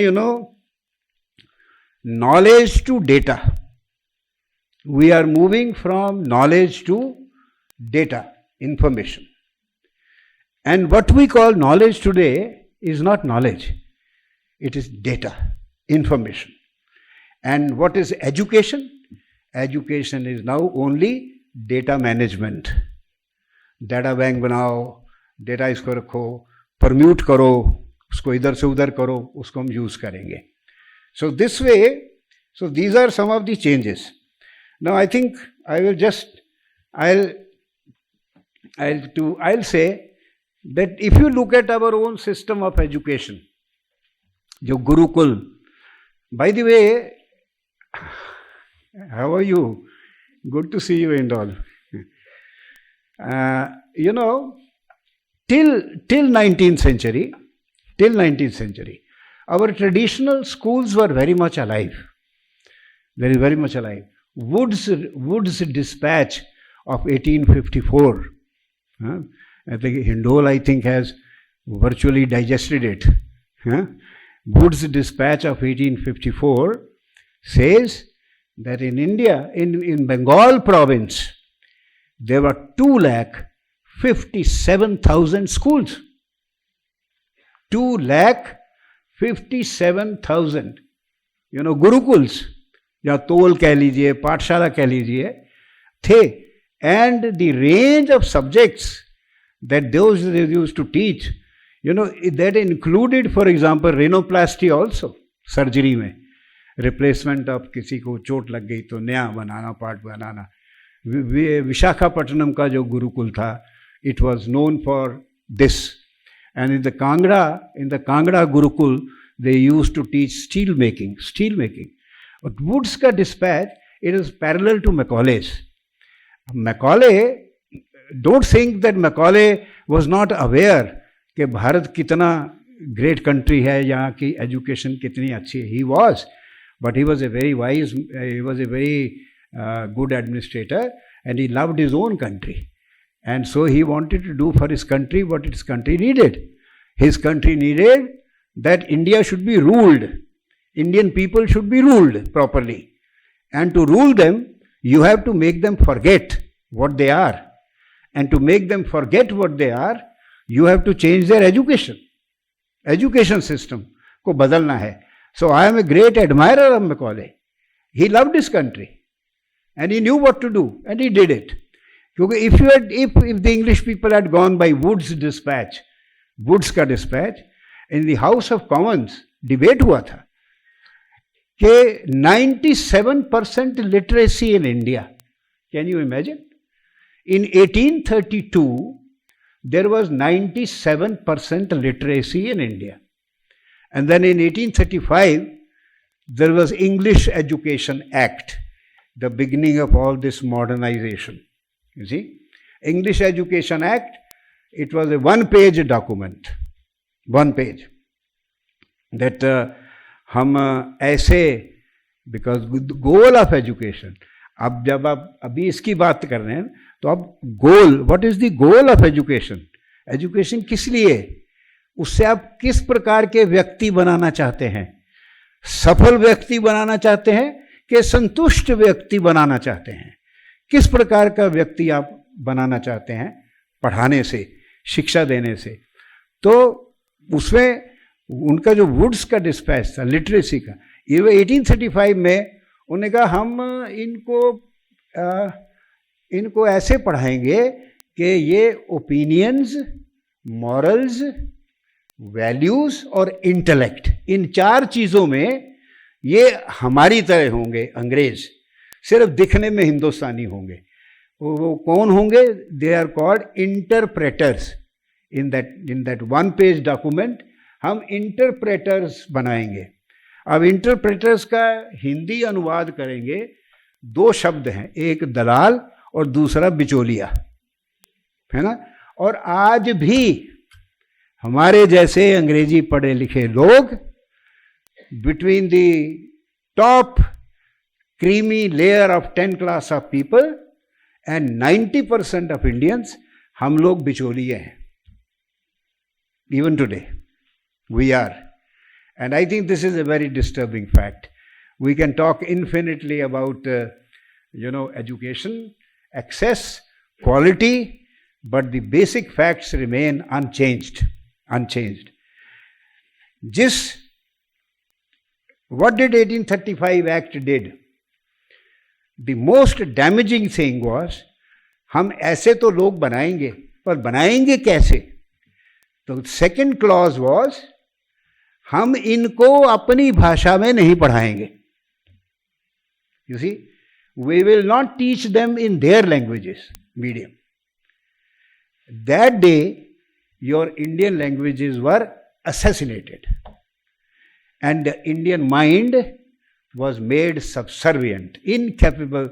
The Indian mind gradually became a translated mind and a translator's mind. और अनुवादक बन गया, अनुवाद करने वाला बन गया. सोचता किसी में है, बोलता किसी में है. You see, then till today, in spite of NEP, जिसकी बहुत प्रशंसा होती है और उसमें काफ़ी लास्ट स्टेज में हम भी इन्वॉल्व थे, पर आप ध्यान से पढ़ो उसको। वहां लिखा है वेयर एवर पॉसिबल, आप ध्यान से सुनिएगा। न्यू, ओरिजिनली कंफ्यूजन था कि ये न्यू एजुकेशन पॉलिसी है कि नेशनल एजुकेशन पॉलिसी है ना। तो wherever possible the medium of instruction will be the mother tongue up to class 5, possibly going on to class 8. अब आप देखिए इसको ध्यान से। एंड वी आर सेइंग बहुत बड़ा चेंज हुआ है न्यू एजुकेशन पॉलिसी में। 3 साल तो हो गए हैं बने, तो अभी तो कोई चेंज नहीं हुआ। मैं भी अंग्रेजी बोल रहा हूँ, आप भी अंग्रेजी बोल रहे हैं, हम अंग्रेजी से ही पढ़ा रहे हैं, अंग्रेजी से नहीं इम्पोर्टेड मशीनों से पढ़ा रहे हैं। तो नेटिवाइजेशन तो कुछ हुआ नहीं, होगा भी नहीं, because the basic problem we have been so carried away, we have forgotten what was our system, how did our. अब देखिए थोड़ा मैं आपको थोड़े I will like to, I can't spend lot of time I suppose, but थोड़ा सा मैं आपके साथ शेयर करूंगा कि देखिए हमारे यहाँ गुरुकुल से लेके ग्रेट यूनिवर्सिटीज, महान विश्वविद्यालय, Takshashila and Vikramshila and Vallabhi and Nalanda and all over India एक कंटिन्यूअम था। एंड हमने, भारत ने बिना मशीन के इतने ज्ञान ग्रंथों की रचना की है कि सारी दुनिया की भाषाओं के ज्ञान ग्रंथ एक तरफ और हमारी 4 भाषाओं के ज्ञान ग्रंथ उनसे ज़्यादा हैं। सारी दुनिया से 4 भाषाएं हमारी ज्ञान की भाषाएं, संस्कृत, पाली, प्राकृत और ओल्ड तमिल। मैं आजकल अवेस्टा को भी, वो जो ज़ोरोस्ट्रियंस की लैंग्वेज है, पारसियों की, वो भी जोड़ता हूँ, क्योंकि जिस तरह there are exiled people there are exiled languages. और क्योंकि अवेस्टा में Zend Avesta was composed and Zend Avesta is a sibling text of Rigveda. और अगर आपने ऋग्वेद पढ़ना है, समझना है, तो आपको वो भी, पर उस पर I had advocated in my language, I was chairing a language policy when Smriti Irani ji was the minister, and I had recommended the establishment of an Western university. Well, by the time things came to do something, हमारे यहाँ तो होता है ना, minister बदल जाते हैं, सरकार बदल जाती है और पॉलिसी बदल जाती है, क्योंकि हर नया आदमी नया अकाल तख्त बनाता है ना। अपना अकाल तख्त तोड़ के पहला दूसरा अकाल तख्त बनाता है, तो चीज़ें ज़्यादा होती नहीं। तो देखिए एक कंटिन्यूअम था। दूसरी बात देखिए इसमें जो व्हाट आई वांट, हमारी जो एजुकेशन सिस्टम था, it was Guru centre, teacher centre. अब छांदोग्य उपनिषद पढ़िए, आप कठोपनिषद पढ़िए, आप जितने आपको इतने नैरेटिव मिलेंगे कि जो गुरु जो है, गौतम ऋषि था छांदोग्य उपनिषद में, वो सत्यकाम उनके पास जाता है कि मैं आपका शिष्य बना। Gautam Rishi must have been the most well known teacher of his time. तो उन्होंने कहा मैं आपसे पढ़ना चाहता हूँ। तो उन्होंने कहा ठीक है बेटा, ज़रूर बताओ कौन से घर से हो, कौन पिता कौन है, कहाँ के हो, जस्ट एलिमेंट्री इंक्वायरी। ये नहीं कि भाई माता का नाम नहीं पूछा, पिता का नाम नहीं, माता का नाम क्यों नहीं पूछते। हमारे लोग कहते हैं ना आजकल लड़कियों को भड़काया जाता है ना इंडिया में आजकल कई चीज़ों से। तो सत्यकाम को ही पूछा, तो उसने कहा जी मैं आपको बताऊंगा, माँ से पूछ के। He goes to his mother Jabala and asked her कि I want to go to learn, and he says कि आप मेरे पिता का नाम बताओ, कहाँ के हो। And you know what Jabala the mother, the great mother says, I have served so many man in my life, son I can't tell you who is your father, but I Jabala am your mother. Go and say this to your teacher. And Satyakam goes, says this to Gautam Rishi, and Gautam Rishi says, what a great truth teller your mother is. And you are even greater. You shall be my student from today. You know. अब देखिए हमारी tradition के बारे में कई इसमें सारी जो मिथ्स हैं, वे कि माँ का नाम नहीं, हमारे यहाँ तो ग्रेट लोग जो हैं वो अपनी माँ के नाम से जाने जाते हैं. शिवाजी की माँ का नाम काफी लोग बता देंगे, पिता का नाम कम को याद है. गौतमी पुत्र Satakarni. Who was his father? Can anybody tell? No. But he was son of Gautami. तो मदर इस तरह ये ऐसी चीजें, एनीवेज ये little out of way. So then you know these gurukul systems, इसमें एक गुरु की teacher centering, a great galaxy of teachers we hear when we read Ramayana, we read Mahabharata. And Sandipani जिन्होंने कृष्ण और सुदामा दोनों पढ़ते थे उनके पास. The prince and the pauper, both were the students. You see, in the same way, Dronacharya and Drupad, the king's son, they were students of the same teacher. Same teacher. The access was equal. Today, 90% of the masses, people 80%, they can study up to a point. वो आपके IIT या IIM में नहीं जा सकते, AIIMS में नहीं जा सकते, या पैसा नहीं है या अंग्रेजी नहीं आती.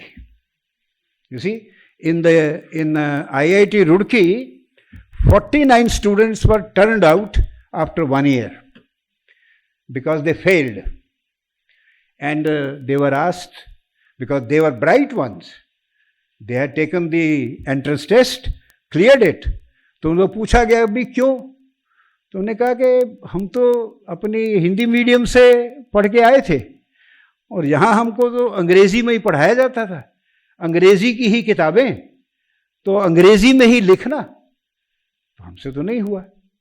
And if you ask as we did some of in those days, अब तो एक the changes that are, जो बदलाव आ रहा है एटीट्यूड्स में, वो ऑर्गेनाइज्ड गवर्नमेंट या उससे नहीं आ रहा, वो इस देश की एक डायनामिक्स है.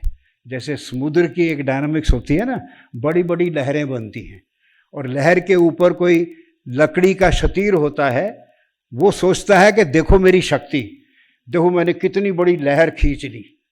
तो सरकार भी वैसे ही है कि हम देखिए कितना बदलाव कर दिया हमने.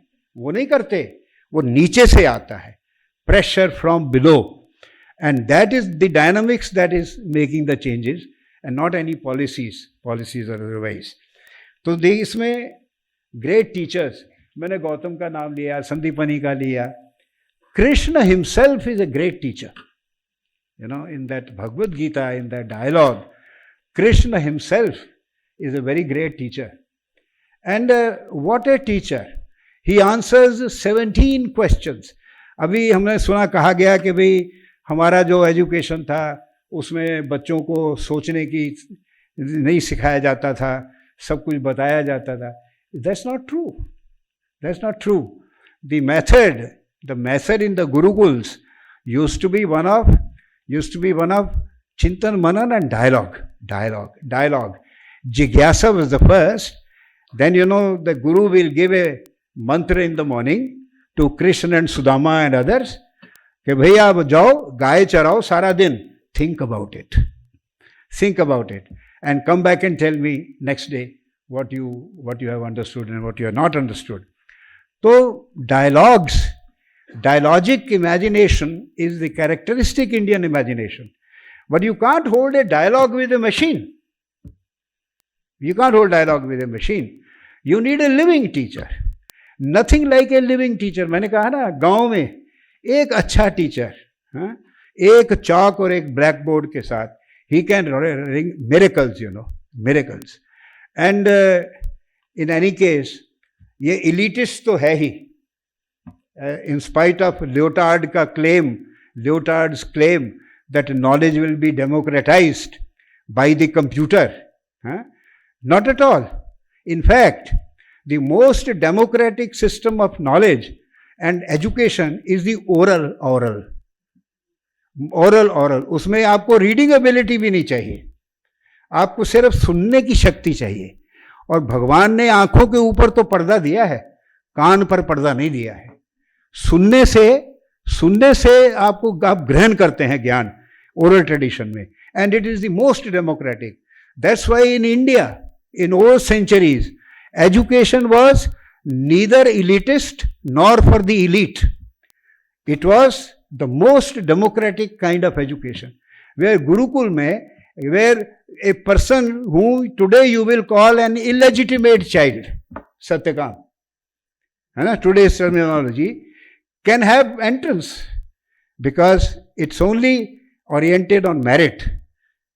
कितना truth telling.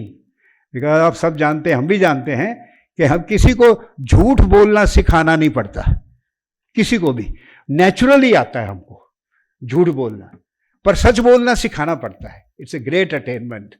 So that's why the truth telling of Satyakam earned him the eligibility. अधिकारी बन गया शिक्षा प्राप्त करने से सबसे बड़े टीचर से. और डायलॉग में महाभारत में एक वन पर्व है. ये these are mind you, because I am quoting from texts which were studied in the gurukuls. आज भी यहाँ गुरुकुल है, वहाँ ये पढ़े जाते हैं. कठोपनिषद पढ़ा जाता है. नचिकेता का जो डायलॉग है यम के साथ पढ़ा जाता है. छांदोग्य उपनिषद पढ़ा जाता है. नारद का वो जो उनका संवाद जो है उनके साथ सनत कुमारों के साथ कि दुनिया में सबसे शक्तिशाली चीज कौन सी है, तो वो संवाद पढ़े जाते हैं. और उन संवादों से they become live. What is the advantage of a dialogue? Advantage is when there is a dialogue, people are, in fact in Indian granth there are not dialogue, they are multi logic. There are more than 4 characters. तो आपके सामने एक drama हो रहा है ideas का. And as they proceed, you also proceed, and you reach the conviction, you reach an understanding along with them, and you feel that you have discovered that truth for yourself in the dialogic mode, while in the monologic mode. And by the way, your machine is not dialogic. For all the claim, all you can do is permute and this and that, but it's not dialogic. You can't be dialogic with a machine, multilogic with a machine. कि आपने 4 computer लगा दिए, उसमें data भर दिया और आप बीच में बैठ गए, तो कोई ये बोले, कोई ये बोले, कोई ये बोले. सो आई थिंक इन ये हाँ, मैं आपको वन पर्व का बता रहा था. आई थिंक किरण जी, ज़्यादा बोलता हूँ ना मैं, 2 मिनट बस खत्म करता हूँ. वन पर्व में युधिष्ठिर द्रौपदी का संवाद है. और बच्चे अगर बैठे यहाँ, बच्चे, तो उनको खासकर मैं कह रहा हूं कि जरूर पढ़िएगा. 2 चीजें महाभारत में जरूर पढ़िएगा.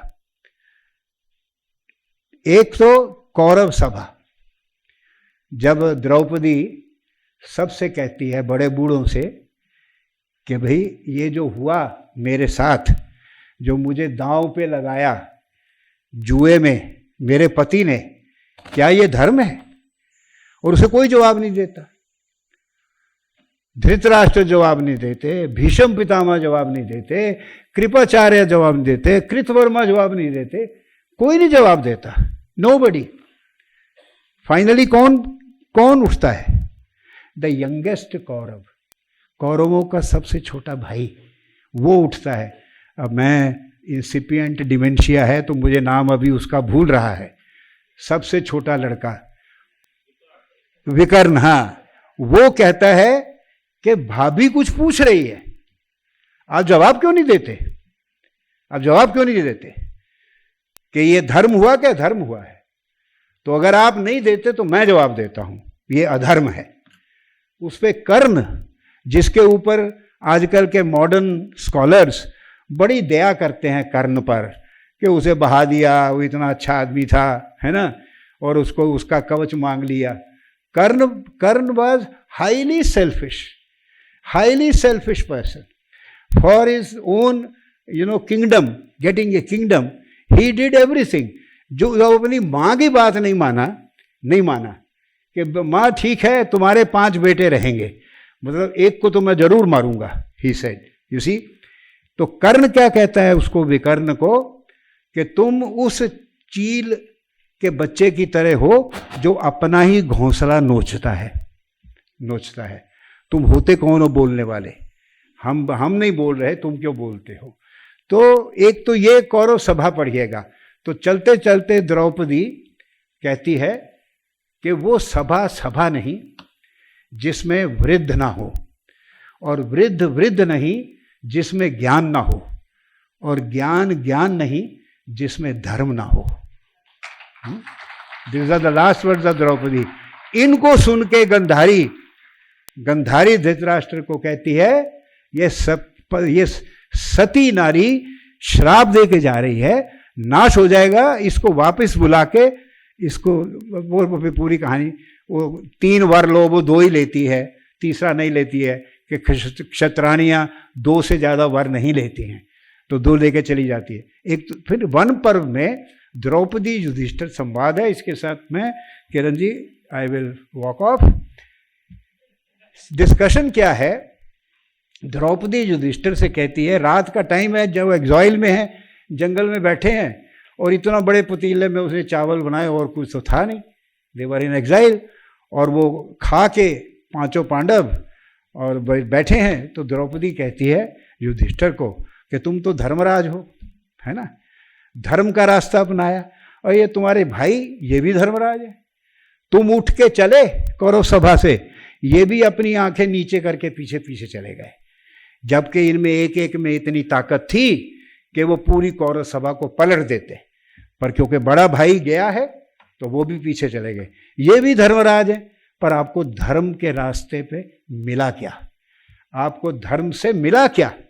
ये देखो चावल खाए हैं, और उसको देखो दुर्योधन को मखमल के बिस्तर पे बैठा है, चांदी के बर्तनों में भोजन कर रहा है, हाँ? और वो कहता है धर्म क्या है, अधर्म क्या है, मैं सब जानता हूं, but I am not interested. मैंने इनसे राज्य ले लिया है, अब मैं दूंगा नहीं, चाहे जान चली जाए. उसी कहते देखो उसको, वो तो अधर्म है का, और तुम्हें क्या मिला धर्म के रास्ते से? तो युधिष्ठिर कहता है, if you disagree with your wife, you have to first praise her and then disagree, so तो वो युधिष्ठिर कहता है द्रौपदी को, ओ सुंदर नयनों वाली, दिस इज हिज, ताकि वो नाराज ना हो ज्यादा, कि तुम नास्तिकों की भाषा बोल रही हो, नास्तिकों की भाषा बोल रही हो. ये बड़ा ब्यूटीफुल है पेज व्हाट ही सेज. मैंने धर्म का रास्ता ये सोचकर कभी नहीं अपनाया कि मुझे मिलेगा क्या. जो लोग धर्म का रास्ता ये सोच के अपनाते हैं कि उन्हें मिलेगा क्या, they are traders in virtue, वो धर्म के व्यापारी हैं. मैंने नहीं कभी बुलाया, मैंने अपने बुजुर्गों से सीखा है कि क्षमा सबसे बड़ा धर्म है. मैं जानता हूं मैं ठीक हूं, मैं जानता हूं राज्य मेरा है, और मैं जानता हूं कि दुर्योधन ने गलत तरीके से ले लिया है, पर मैंने उसको क्षमा कर दिया. ये मैंने सीखा है. वो भी अभी उसके बाद भी कन्विंस नहीं होती. कहती है जब मोतियों की माला बिखरती है, या नदी के किनारे का पेड़ गिरता है नदी में, ये सब उसकी इच्छा से होता है. जो तुम्हारे साथ हो रहा है वो भी उसी की इच्छा से हो रहा है. सो क्या मतलब है? Even God is not interested in धर्म. भगवान को भी कोई इंटरेस्ट नहीं. उसका वो बड़ा बढ़िया जवाब है. वो फिर अगली बार जब किरण जी बुलाएंगी कि हम भगवान को ब्लेम नहीं कर सकते for what happens to us. Thank you very much. Thank you. We shall begin again. I welcome you all to the plenary session of C20 CONCLAVE, Education for Life and Global Citizenship. It gives me immense pleasure to welcome and introduce to you all our first distinguished guest, Dr. Hindol Sen Gupta. Dr. Sengupta is a multiple award-winning historian and author of 10 books. He was trained in South Asian history and international relations at Worcester College, Oxford, as a Chevening scholar, and in business and finance as a Knight Baggot Fellow at Columbia University. He also has a doctorate in international relations from the Geneva School of Diplomacy and International Relations. He was also trained in filmmaking and journalism at Jamia Millia Islamia and Delhi University. Dr. Sengupta is a World Economic Forum Young Global Leader. He has been an Australia-India Youth Dialogue Fellow and was the co-founder of the Sweden South Asia Media Dialogue. He has been editor-at-large for Fortune magazine and a senior journalist at CNBC TV 18, Bloomberg TV India, and CNN IBN. We welcome you to Oro University, sir, and I would invite you on the dais to share your invaluable insights on educating citizens about the heritage and ancient cultures of India. Please, sir. I would also request Dr. Monica Suri, Associate Dean Academics, Oro University, to felicitate sir.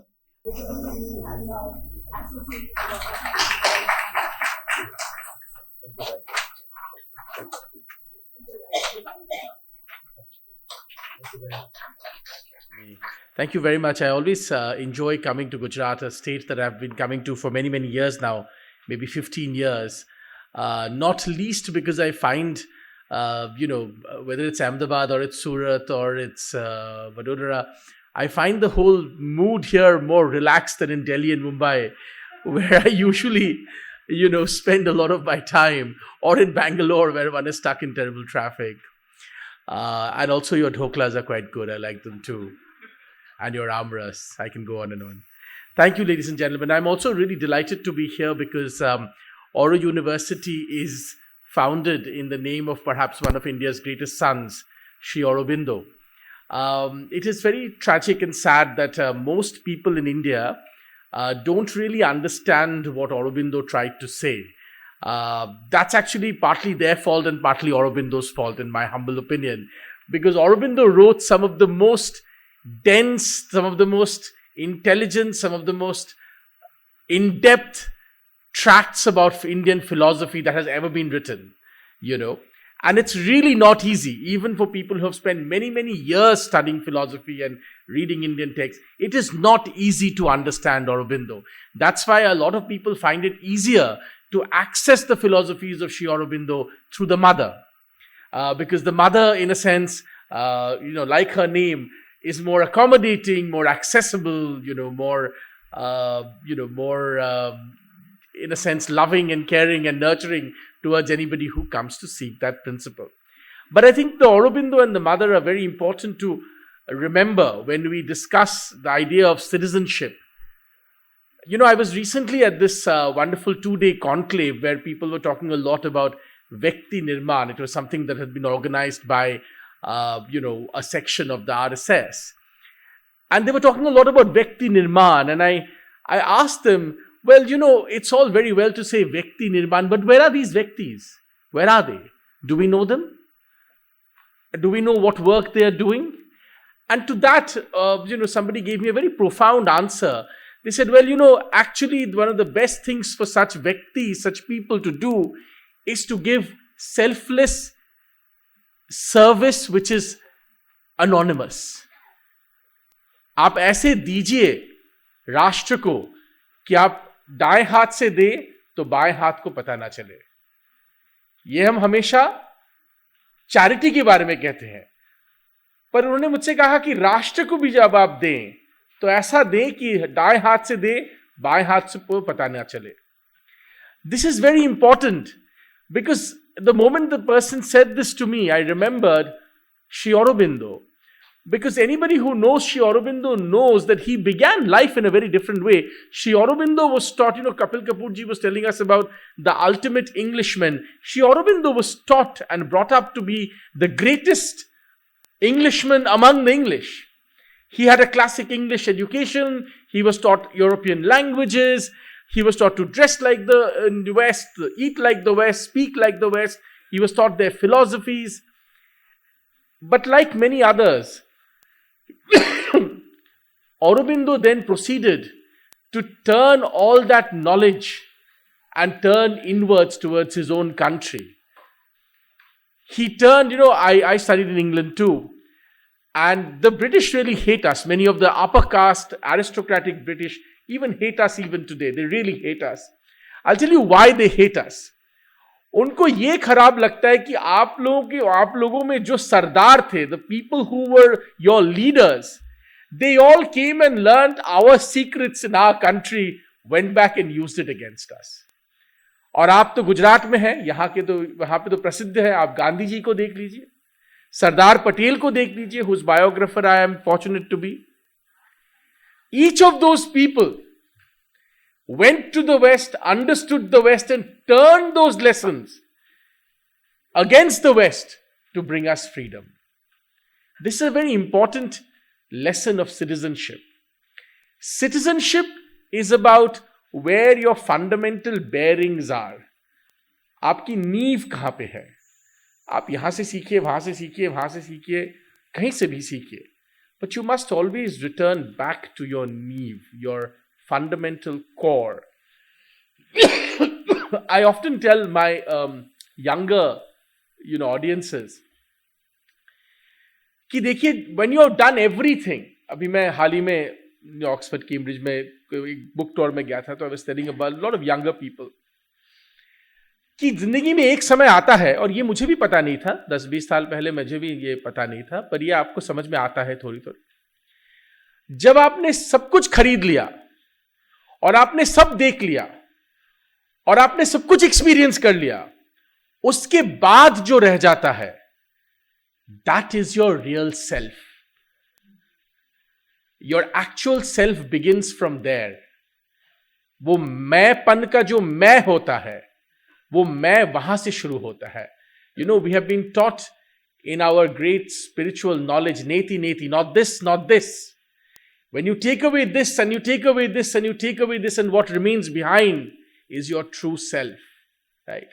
तो आप सब कुछ कर लीजिए, आप diamonds खरीद लीजिए, Ferrari खरीद लीजिए, ऑक्सफोर्ड में पढ़ लीजिए, हार्वर्ड में पढ़ लीजिए, सब देश देख लीजिए, हर जगह पार्टी कर लीजिए, हर गाड़ी खरीद लीजिए, उसके बाद जो रह जाएगा, that is your inner self. And when you come to that point, when you realize मैंने हाल ही में एक किताब लिखा शीला प्रभुपाद जी के बारे में, जिन्होंने इस्कॉन का शुरुआत किया था. जॉर्ज हैरिसन बीटल्स के जब आए थे शीला प्रभुपाद के पास, वो कह रहे थे कि देखिए, हम तो 4 लड़के थे, हमारे देश में हम कहेंगे गांव के लड़के थे, स्मॉल टाउन इंग्लैंड से थे. हमने कभी सोचा नहीं था कि ये होगा हमारी जिंदगी के साथ. We will become the world's greatest and most powerful musical band ever. ऐसा शोहरत, ऐसा दौलत, ऐसा फेम जो कभी कोई कल्पना ही नहीं कर सकता. उसके बाद उन्होंने कहा, वो सब मिल जाने के बाद एक दिन हमें लगा, पर हम तो फिर भी खुश नहीं हैं. हमारे पास तो सब कुछ है, हमारे पास दौलत भी है, शोहरत भी है, फेम भी है, जहां हम जाते हैं हजारों तादाद में लोग हमें चेस करते हैं, पर हम फिर भी खुश नहीं हैं. क्यों खुश नहीं हैं हम? When they began to ask that question, that's when their real self began to come out.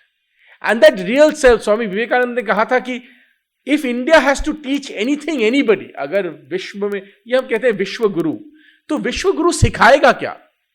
चलो विश्व गुरु तो हम बन गए, पर हम सिखाएंगे क्या? स्वामी विवेकानंद ने कहा था कि there is only one thing that India can teach, which is its spirituality. Its inner self. If India is not able to teach that, बाकी तो क्या ही हम सिखाएंगे? अगर वो हम नहीं सिखा पाए. ये जो इतनी सारी मैं कहानियां बातें बोल रहा हूं, इसका ताल्लुक सिटीजनशिप से क्या है? तो मैं आपको ये एक चीज बताना चाहता हूं.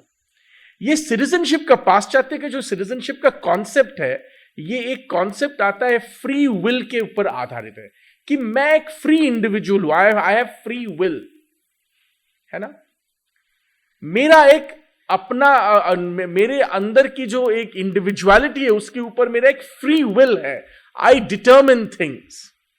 चलो, वहां से हमने शुरू किया और आज हम इस मुकाम पे पहुंचे हैं कि फ्री विल तो छोड़िए, हमारा शॉपिंग लिस्ट भी अमेजॉन तय करता है। क्योंकि आप देखिए, आप जब amazon.in पे जाते हैं, how much free will do you really have? The algorithm determines everything. The algorithm determines every behavioral move. The algorithm thinks what you think. मैं बंगाल से हूं, एक तो मैं कहा जाता था, जो बंगाल आज सोचता है भारत कल सोचेगा। आप जो कल सोचोगे, आज एल्गोरिदम आपके लिए सोच रहा है। यह मजेदार बात है। So your free will, you will realize, and especially for the young people, as artificial intelligence comes in, your free will be demolished. आप हर जगह जाएंगे, क्या फ्री विल है? हम फोन तो कभी रख नहीं पाते, काहे का फ्री विल है ना? तो एडिक्शन इस लेवल पे है हमारा, और कंट्रोल टेक्नोलॉजी के हमारे पूरे जहन में इतना घुस चुका है कि फ्री विल कुछ नहीं है, आपके सारे चॉइसेस डिटरमिन करता है ये एल्गोरिदम। युवल नोआ हरारी बोल के एक प्रोमिनेंट हिस्टोरियन है, उन्होंने कहा चलो ये सब होने के बाद तो फिर आदमी का क्या होगा? What will happen to the individual, the citizen? ऐसे राष्ट्र में जहां पे पूरा एल्गोरिदम डिटरमिन सब कुछ है, सिटीजन का क्या होगा, इंडिविजुअल का क्या होगा? उनका आंसर था, the individual will have to go inwards and know thyself, know yourself. जब वो मैंने know yourself पढ़ा, of course I only obviously thought about the Upanishads, because if there is one lesson that the Upanishads teach us, it is that there is nothing else to know but to know yourself. मेरे एक गुरु होते थे, वो कहते थे कि Hindu philosophy में, Indian philosophy में सिर्फ 3 सवालों का उत्तर हम खोजते रहते हैं। मैं कौन हूं, who am I? मैं क्या चाहता हूं, what do I want? और मेरा लक्ष्य क्या है, what is my purpose? मैं कौन हूं, मैं क्या चाहता हूं, और मेरा लक्ष्य क्या है? वो कहते थे कि आप देखिए, जितने हम नॉर्मल लोग जितने भी हैं, वो क्वेश्चन नंबर 1 पे अटक जाते हैं, उससे आगे हम बढ़ नहीं पाते हैं। और हर आपकी जिंदगी के हर पड़ाव में ये उत्तर जो है वो अलग है। आप सोचिए, आप जब 20 साल के थे या 15 साल के थे, आप अगर सोचते मैं कौन हूं, उसका जवाब और आज का जवाब में अंतर है। आप जब 40 साल के थे और कोई अगर 80 साल का है या 60 साल का है, उसके जवाब में अंतर है मैं कौन हूं। Who am I changes from time to time, right? एक बहुत ही there's this wonderful Kabir, song, it has been sung, it's a doha of Kabir that says 4 तरह के राम होते हैं। एक राम दशरथ का बेटा, दूजा हर घर कर बैठा, तीजे राम का सकल पसारा, चौथा सबसे न्यारा। तो बंगाल में किसी ने कहा कि हम तो सिर्फ लेवल 1 के राम में रुक गए। उस लेवल 1 के राम के, तो सिटीजनशिप का भी यही मेरा आपसे कहना है। हम जैसे सिटीजनशिप को समझते हैं, because your Auro university and you are blessed by the blessings of Shri Aurobindo himself, you must understand citizenship for you can not remain at that level 1, वरना वो लेवल 1 के राम में अटकने वाली बात हो जाएगी। आप वो दशरथ के बेटे लेवल पे ही अटक जाओगे, उससे ज्यादा बढ़ नहीं पाओगे। So you must enable your students and yourself to rise above the base level of human existence and ask the deeper questions, because education is about these deeper questions.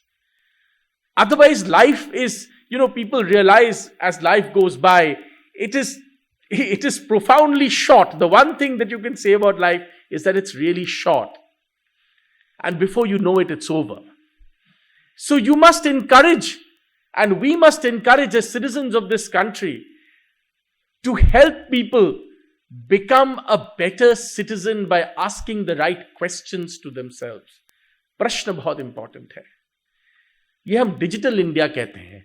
Digital India का एक digital citizenship भी है और एक digital citizen भी है।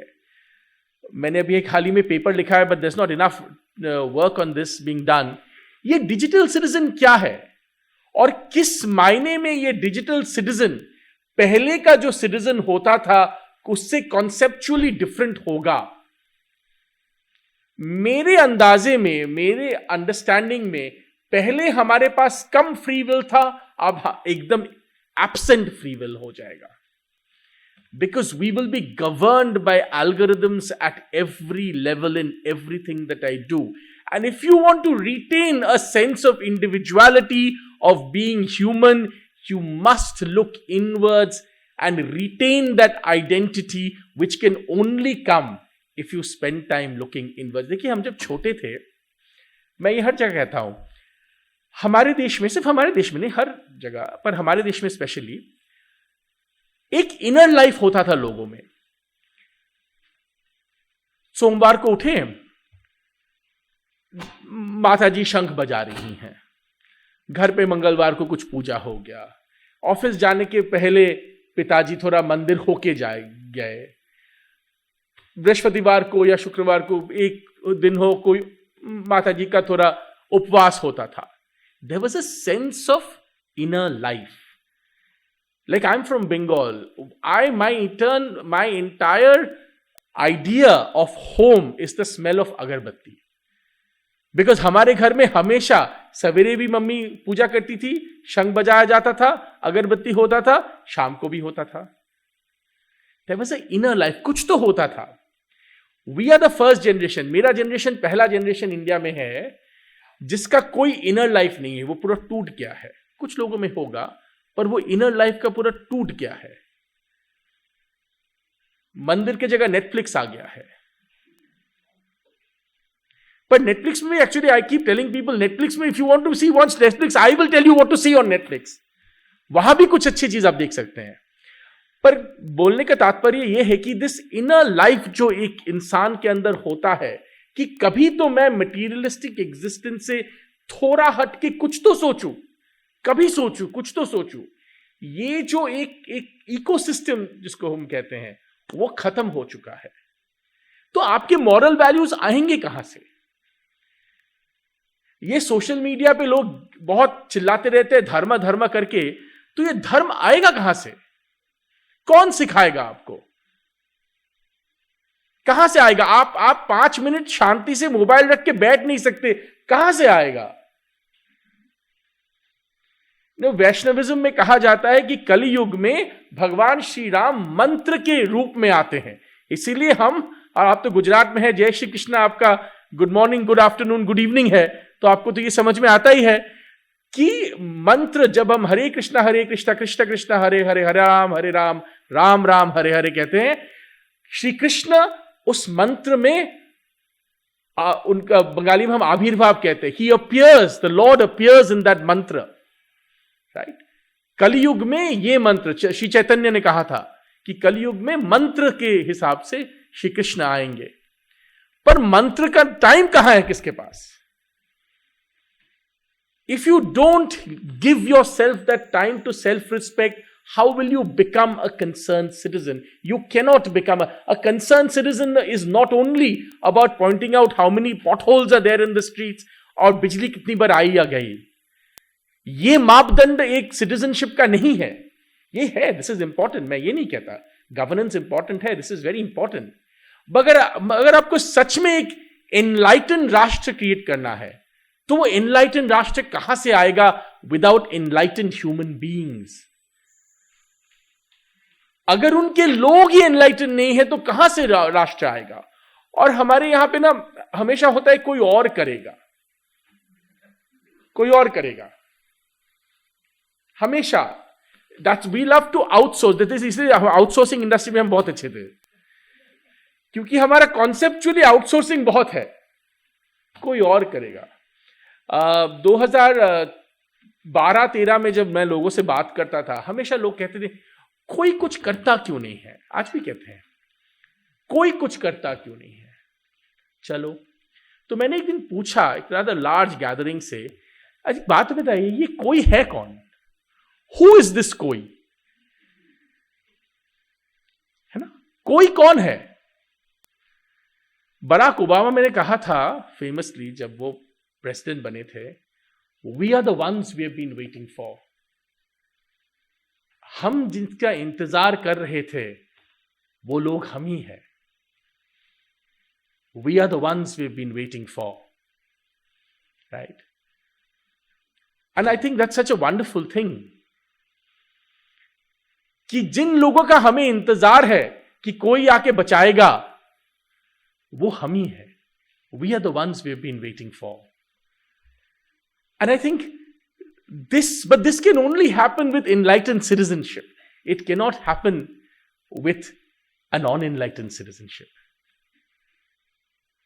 तो ये enlightened citizenship का जो निर्माण है, ये आप जैसे institutions, universities से, schools, colleges से निकलेगा. But in order to have enlightened students, you must have enlightened teachers. Because if your teachers are not enlightened, then your students cannot be enlightened. It is not possible. You must have enlightened teachers. आप देखिए एक संस्कृति क्या है. हमारे देश में हमेशा कहते हैं कि हमारी संस्कृति है. क्या है ये संस्कृति? है ना? संस्कृति ये है, और एक शिक्षा का जो आपका इंस्टीट्यूशन होता है, माँ बाप ने आपको जो सिखाया है, आपके टीचर्स ने जो सिखाया है, ये होता है संस्कृति. मैं एक उदाहरण देता हूं आपको. मैं प्रोफेसर कपिल कपूर से कभी नहीं पढ़ा, मैं उनका स्टूडेंट कभी नहीं था. मैंने सिर्फ उनको सुना है और उनकी किताबें पढ़ा है. पर जब भी मैं मिलता हूं उनका मैं पैर छूता हूं. ये संस्कृति मेरे माँ बाप ने मुझे दिया है. That if you learn anything from anybody, genuinely learn, वो आपका गुरु है. मैं उनको गुरु मानता हूं. उन्होंने कभी मेरा कोई पेपर मार्क नहीं किया, पर मैं उनको मेरा गुरु मानता हूं. Because I have genuinely learned from the man. I have genuinely understood principles of what we are from the person. So in conclusion, ladies and gentlemen, I want to leave you with the thought that our country has everything. आप देखिए श्री अरबिंदो की जिंदगी से हमें पता चलता है कि सब कुछ है हमारे देश में. कोई विदेश में विदेशी बनने के लिए जाता है, वो आके रेवोल्यूशनरी बन जाता है. बंगाल के अग्नि युग, आप में से कहीं को द एज ऑफ फायर जिसको हम कहते हैं बंगाल में, अग्नि युग का एक मेन लीडर बन जाता है. उसके बाद जब वो उनको लगता है कि ये बंगाल में काफी कहा जाता है, अरबिंदो क्यों नहीं इंडियन नेशनल कांग्रेस में पार्टिसिपेट करके लीडर क्यों नहीं बने, प्रधानमंत्री क्यों नहीं बने? Interesting question. अरबिंदो को ये क्वेश्चन अब एक्चुअली विवेकानंद के बारे में पूछ सकते हैं. Vivekananda was also a revolutionary at heart to begin with. और उन दिनों में क्या होता था, बंगाल में अखाड़ा होता था, जिम्नेजियम्स. तो हर जगह ब्रिटिश ट्रैक करते थे, पर वो जिम्नेजियम एक जगह था जहां पे ब्रिटिश स्पाइज उतने नहीं थे.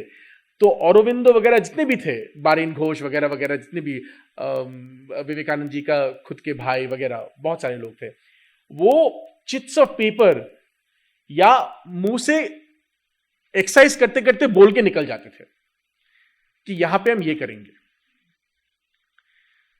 पर विवेकानंद और अरबिंदो दोनों finally they rejected even that idea of a material freedom. And I think that is the greatest example. उन्होंने और भी डीपर सवाल पूछा कि आप फ्रीडम की तो बात कर रहे हो, पर ये फ्रीडम है क्या? किससे फ्रीडम? किसका फ्रीडम? कहां से आया ये फ्रीडम? कौन इस फ्रीडम को भोग करेगा? और फ्रीडम के लायक हम हैं क्या? अगर धर्म नहीं रहा तो उस फ्रीडम का क्या करेंगे? That's why Aurobindo, you will know that for the last part of his life, he almost went silent. वो ज़्यादा किसी से मिलते नहीं थे. Because the deepest thinking about India, in a sense, has been done by Aurobindo. Why is this country important? Why is this land important? आज देखिए सेंगोल के ऊपर भी हम लड़ाई कर रहे हैं. कल मैं टाइम्स नाउ पे कुछ सेंगोल पे बोल रहा था, ट्विटर पे मुझसे किसी ने बोला ये हिंदोल जरा सेंगोल पे बारे में क्यों बोल रहा है. तो इस लेवल पे आ गया है हमारे राष्ट्र विचारधारणा, इस लेवल पे आ गया है. There has been a twitterisation of our civilisational conversation. ये जो ट्विटराइजेशन हुआ है हमारे सिविलाइजेशनल कॉन्वर्सेशन का, ये this is very dangerous, because all our children and our students understand is that flippancy. How will they understand depth? Therefore, today I want to urge you that your responsibility as educators and as an educational institution, ladies and gentlemen, has never been more important. Has never been more important. Because today, not only must you build great men and women for Bharat, you must build great men and women for the dharma of Bharat, for the inner self of Bharat, for the soul of Bharat, not just for material Bharat, but for dharmic Bharat. हम हमेशा कहते हैं कि हम ऐसे व्यक्ति निर्माण करेंगे जो पॉलिटिकल भारत को आजाद करेगा, which is very important. Which is very important. But there is something beyond that. Neti, neti, not this, not this. There is something beyond that. And that beyond that, ladies and gentlemen, is in your hands. It is to create true Bharatiyas who live dharma, who just don't talk about dharma, who live dharma. I thank you for listening to me. Thank you, ladies and gentlemen. I humbly invite you to the dais, sir, to deliver the keynote address on Shift the Paradigm from Job to Service. I would also request Ms. Prerna Dahivade, Controller of Examination, Oro University, to felicitate sir.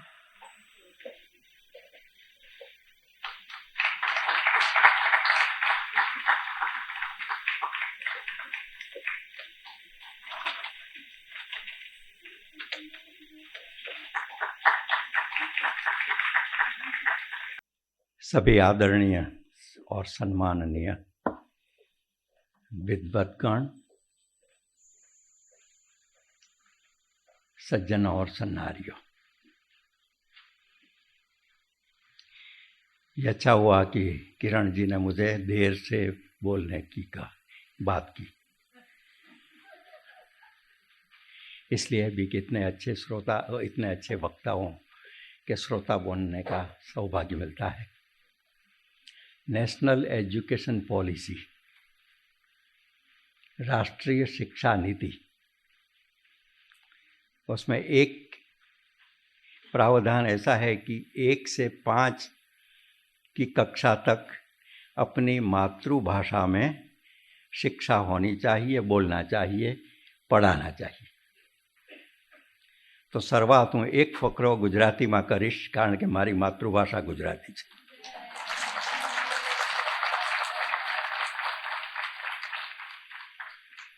ઓરો university Shri અરવિંદના નામ અને એના જીવન દર્શનની સાથે જોડાયેલી આ university, અને આજે જે આપણે એકત્રિત થયા છીએ એનો વિચાર, ચિંતન, ચર્ચા અને અમલીકરણ ચારને માટે છીએ. આ કોઈ સામાન્ય વાત નથી મિત્રો. દેશમાં પરિસંવાદો તો ઘણા થાય છે, ગોષ્ઠી પણ ઘણી થાય છે, પરંતુ આ એક અલગ પ્રકારની ગોષ્ઠી છે જ્યાં મારા અને તમારાની વચ્ચે કોઈ ભેદ નથી, સંવાદ છે. અને સંવાદના આધારે જ્યારે તમે વાત કરો ત્યારે સ્વાભાવિક રીતે માતૃભાષા યાદ આવે. અને મને તો એટલા માટે પણ યાદ આવી કે હમણાં મારા પૂર્વ મિત્ર બંગાળની વાત કરતા હતા, ક્રાંતિકારોની, અને શ્રી અરવિંદની વાત કરી એમણે. એક ગુજરાતી ક્રાંતિકાર ગાંધીજીની પહેલાં પોરબંદરથી નીકળીને હોનોલુલુ થઈને વેન્કોવર પહોંચે છે, અને ત્યાં 1914ની આસપાસ જે ગદર મૂવમેન્ટ ચાલી, સૌથી મોટી ક્રાંતિકારી ચળવળ હિન્દુસ્તાનની આઝાદીને માટે, એમાં ભાગ લે છે. એ ગુજરાતીનું નામ હતું છગન ખેરાજ વર્મા. અને માત્ર એ ક્રાંતિકાર નહોતો, પત્રકાર પણ હતો.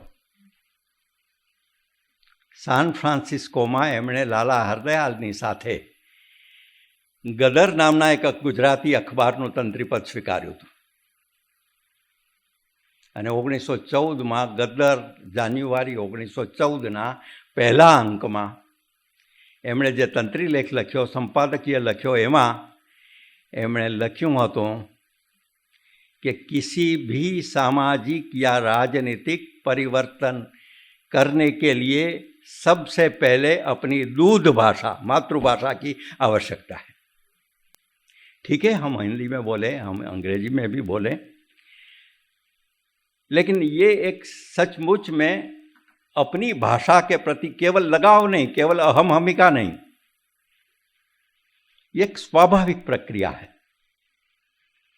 और इसीलिए मैकोले ने, यहाँ हम बार बार मैकोले का नाम लिया गया, मैकोले को अंग्रेजी और अंग्रेज सल्तनत दोनों की स्थापना के लिए यहाँ ये शिक्षा के सुधार करने पड़े. बहुत बड़ा अच्छा आदमी था, इतिहासकार था, साहित्यकार था, ये सब उनके गुण कीर्तन किया गया है बहुत सी किताबों में, हमारे लोगों ने भी लिखी है. लेकिन उनका आग्रह ये था कि हिंदुस्तान में ब्रिटिश सल्तनत को यदि हमें स्थापित करना है, यदि हमें कायमी करना है, तो हमें उन पर अंग्रेजी थोपी जानी चाहिए, स्वाभाविक रूप से थोपी जानी चाहिए. और आज हम देख रहे हैं कि उन्होंने तो कहा था कि हम गोरे बाबुओं का राज जब चल जाएगा, निकल जाएगा, तब हिंदुस्तान में काले बाबुओं का राज्य स्थापित होगा, और वो हमने तैयार किए होंगे. मैकोले ने कहा था और मैकोले सच निकला. चलो, ये इस बात से आगे मुझे आज के जो विषय है उस पर कुछ 7 या 8 छोटे से विचार बिंदु प्रस्तुत करने हैं. आज हम education for life and global citizenship, इस विषय पर व्यापक रूप में चर्चा, चिंतन और क्रियान्वयन की पृष्ठभूमि के लिए इकट्ठा हुए हैं. इसी के अंतर्गत शिक्षा में बदलती हुई संज्ञाएं, जो आज आपने कहा मुझे विषय दिया हो, उसकी भी बात करनी है. जब केवल जॉब और सर्विस ही नहीं, उससे भी ऊपर पहुंचने की जो सज्जता है, उसका महामार्ग क्या है, शिक्षा क्यों, कैसी और किस तरह, ये तीनों आज के वर्तमान 21वीं सदी का सबसे बड़ा यक्ष प्रश्न है. और इस यक्ष प्रश्न का उत्तर देने के लिए हमारे पास कोई युधिष्ठिर नहीं है, हम स्वयं युधिष्ठिर हैं. हमें ही इनका जवाब खोजना है. तो मुझे आप माफ करेंगे, लेकिन मेरी दृष्टि से शिक्षा स्वयं एक आध्यात्मिकता है, स्पिरिचुअलिटी है, और वो जीवन कार्य है, मिशन भी है. मिशन के लिए मैं गुजराती एक शब्द प्रयोग करता हूँ, सेवा व्रत. और इसी सेवा व्रत के आधार पर जब ओरो यूनिवर्सिटी और अम्मा जी की यूनिवर्सिटी, अमृता यूनिवर्सिटी, दोनों मिलकर जब एक काम गुजरात की धरती पर, सूरत में, जहाँ श्री अरविंद स्वयं भी आए थे, जहाँ बड़ौदा से जिन्होंने अध्यापन किया, कार्य किया था, और जहाँ और भी बहुत से क्रांतिकार हुए, इस धरती पर इस प्रकार का परिसंवाद, इस प्रकार की गोष्ठी, उसमें मेरे जैसे छोटे से आदमी को बोलने के लिए परिमल जी और किरण जी ने कहा, अच्छा लगा मुझे, क्योंकि बोलना किसको अच्छा नहीं लगता. लेकिन इस कारण मैं कुल मिलाकर 8 विचार बिंदु प्रस्तुत करना चाहूँगा. एमए बना के मेरी मिट्टी क्यों खराब की, ये 100 साल पहले किसी पारसी लेखक ने एक उपन्यास लिखा था और उस पर फिल्म भी बनी थी. तो स्वाभाविक रूप से हमारी वर्तमान शिक्षा पद्धति में इस पर यह वास्तविक प्रहार था. मैं जब पत्रकारिता का वर्ग लेता हूँ और फिर बाद में वो अलग अलग चैनलों में जाते हैं मेरे छात्र, तो मुझे पूछते हैं कि साहब आपने सिखाया, इसमें तो कुछ नहीं आया, इसमें हमें बहुत अलग प्रकार का यहाँ सामना करना पड़ रहा है। तो एक जगह से दूसरी जगह जिंदगी के समस्याओं के पड़कार को हम झेले नहीं, इस प्रकार की शिक्षा को अलविदा करने का ये समय आ गया है। जिंदगी के सामर्थ्य का एहसास नहीं कराती किसी भी पद्धति के लिए ये मिट्टी खराब की, अर्थात हमारे जीवन मूल्य बोध तक पहुंचाने का कोई प्रचार ही नहीं हुआ, कोई प्रयास नहीं हुआ। जो कुछ श्रेष्ठ महानुभाव अवश्य हुए हमारे यहाँ, उन्होंने भले ही इस पद्धति से पदवी प्राप्त की है, जैसे कि श्री अरविंद या सुभाष चंद्र बोस या जवाहरलाल नेहरू या कोई भी, वहाँ गए थे तो ऑक्सफोर्ड में, वहाँ से प्राप्त की है शिक्षा। लेकिन ये शिक्षा केवल शिक्षा थी, उनकी निजी सज्जता अलग थी, वो स्वयं प्रकाशित थे। शिक्षा के कारण वो बड़े नहीं हुए, ये ब्रिटिश शिक्षा के कारण। तो गुलाम देशों में तो अधिकतम हमारे यहाँ अनुसरण होता रहता है। वर्तमान शिक्षा पद्धति का जो अस्तित्व है, ठीक है, चर्चा होती कि ये हुआ, इतना हुआ, इतने लोग बड़े इकट्ठे हुए, ये बड़े बड़े लोग भी हो गए। लेकिन वास्तविकता है कि जो लोग बड़े हुए वो अपने ढंग से हुए हैं। वर्तमान शिक्षा पद्धति को यदि हम बदलेंगे नहीं, गुणात्मक रूप तक नहीं ले जाएंगे, तब तक हम ये युवा छात्रों का आत्मविश्वास जो है उसको खो बैठेंगे। गुलाम देशों में तो विशेष रूप से ये कहना है, ये घातक है। हमारे यहाँ पूर्व में गुरुकुल पद्धति थी, यहाँ कपिल जी ने भी बताया कि ये जो जिस प्रकार का वहाँ अध्ययन होता था, अब किसी कृष्ण ने जो अध्ययन किया करते थे, किसी सुदामा ने जो अध्ययन किया करता था, किसी युधिष्ठिर या अर्जुन ने ऐसा तो नहीं कहा कि मेरी मिट्टी क्यों खराब की है मैं बना के, गुरुकुल में। तो ये उसी शिक्षा पद्धति, उसकी आलोचना नहीं क्यों थी? क्यों? अब इसी क्यों का आत्मचिंतन हो रहा है। मैं निराशावादी नहीं हूँ। ठीक है, आज शिक्षा प्रथा में कुछ कमियां हैं, लेकिन कमियों के साथ साथ जिस प्रकार के नए अध्यापक, नए सज्ज अध्यापक, नए छात्र अपनी आंखों में सपना लेकर निकले हैं, उसे हमें उपेक्षित करना नहीं चाहिए। नवीन पर्व के लिए नवीन प्राण चाहिए, ये हमारी इस बार की उद्घोषणा होगी।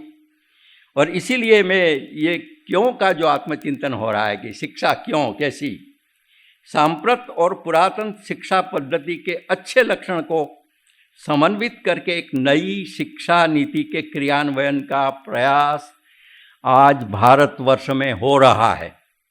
भले ही हम नई पॉलिसी की आलोचना करें, ये है, ये नहीं है, ये है, जितना भी है वो है। और जो है वो किस प्रकार का है? 102 पृष्ठों में 27 विभागों में यह नीति प्रस्तुत की गई है, जिसमें प्राथमिक से उच्च शिक्षा में किस प्रकार का गुणात्मक सुधार होगा इसे बताया गया है। ये ठीक है कि इसके पूर्व 1986, 1988, 1992 तब भी प्रयास हुआ था।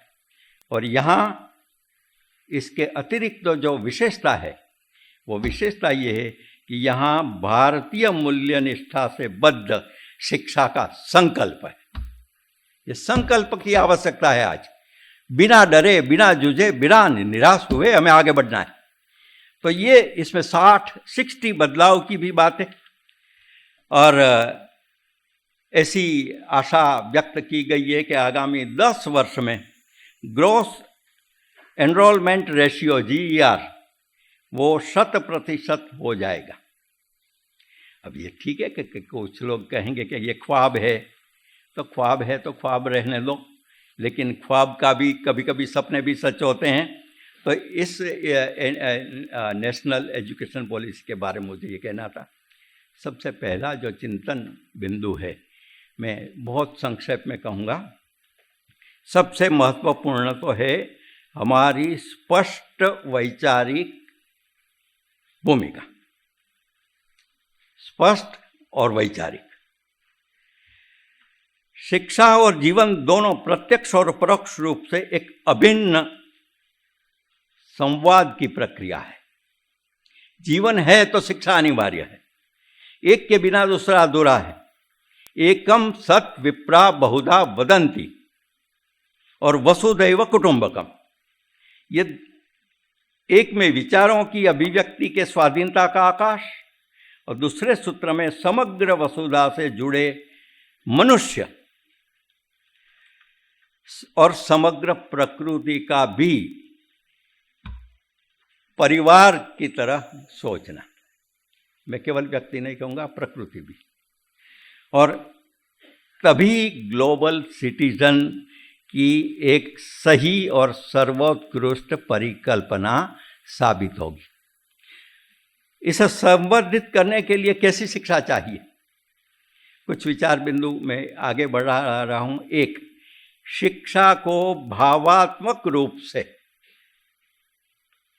मैं बहुत गंभीरता से ये कह रहा हूँ, शिक्षा को भावात्मक रूप से मातृशक्ति के साथ जोड़ना होगा। अपनी माता, प्रिय देश माता और फिर जगन माता, इसी की अभिन्नता को प्राथमिकता देनी होगी।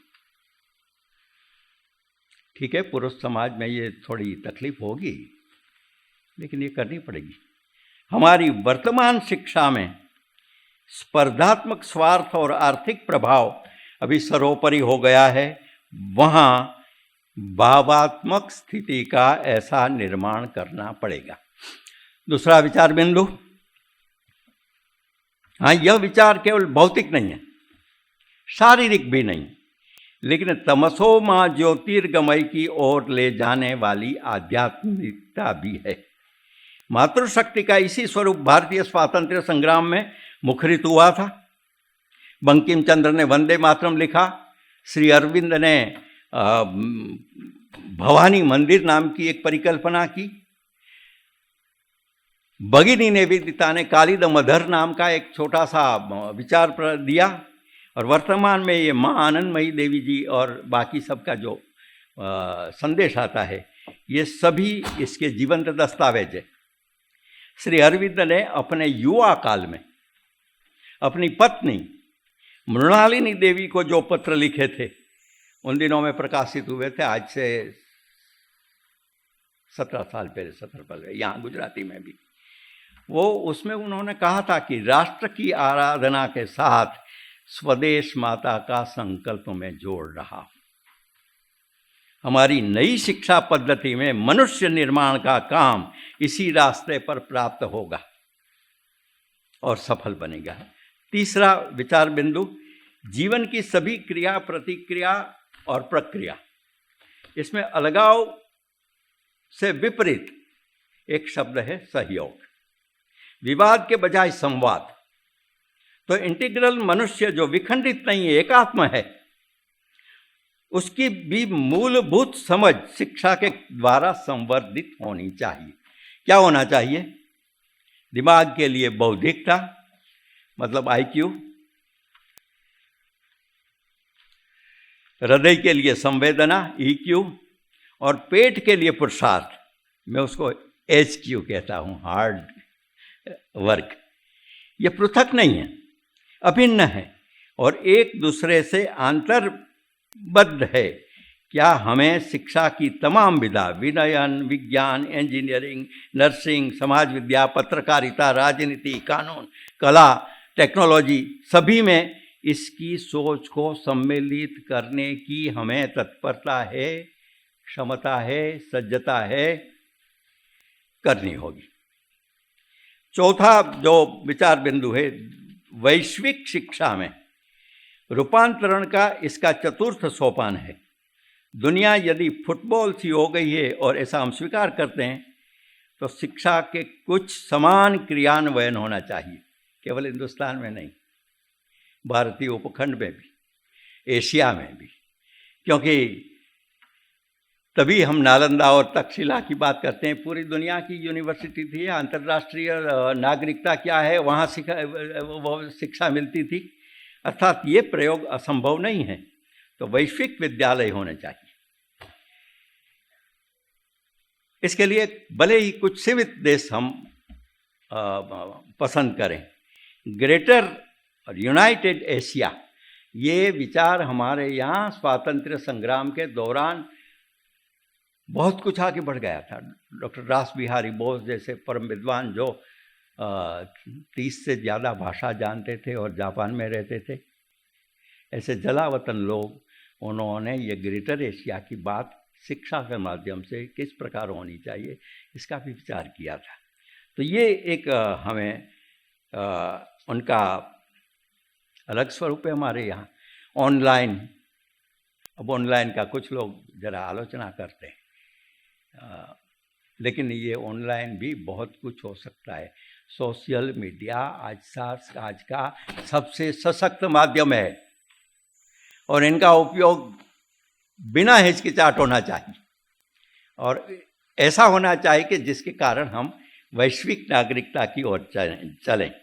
5वां जो है, शिक्षा की सभी शाखाओं में, भले ही वो अलग अलग परिणामों की प्राप्ति हो, अनिवार्य रूप से व्यक्ति, समाज, राष्ट्र और विश्व की गुणात्मक यात्रा का सम्मिलित लक्ष्य होना चाहिए। 6वां, एक अछूते विषय की ओर मैं आपका ध्यान आकृष्ट करना चाहूँगा। शायद संविधान निर्माताओं की तो सोच थी कि वहाँ ज्ञाति, जाति, संप्रदाय, आर्थिक के अभाव से मुक्त राष्ट्रवादी प्रतिनिधित्व ही संसदीय लोकतंत्र, इसी कारण संसदीय लोकतंत्र मजबूत हो सकता है। आज परिस्थिति विपरीत है। इतना बड़ा महान संवैधानिक देवालय जब बनता है तो उसके विरोध में निजी स्वार्थ के कारण किसी को इस प्रकार सक्रिय नहीं होना चाहिए। कारण क्या है कि हमें राष्ट्रवादी विचारधारा से हमारे जनप्रतिनिधियों को भी शिक्षित करना है। ये नहीं हुआ। तो हमारी शिक्षा का यही एक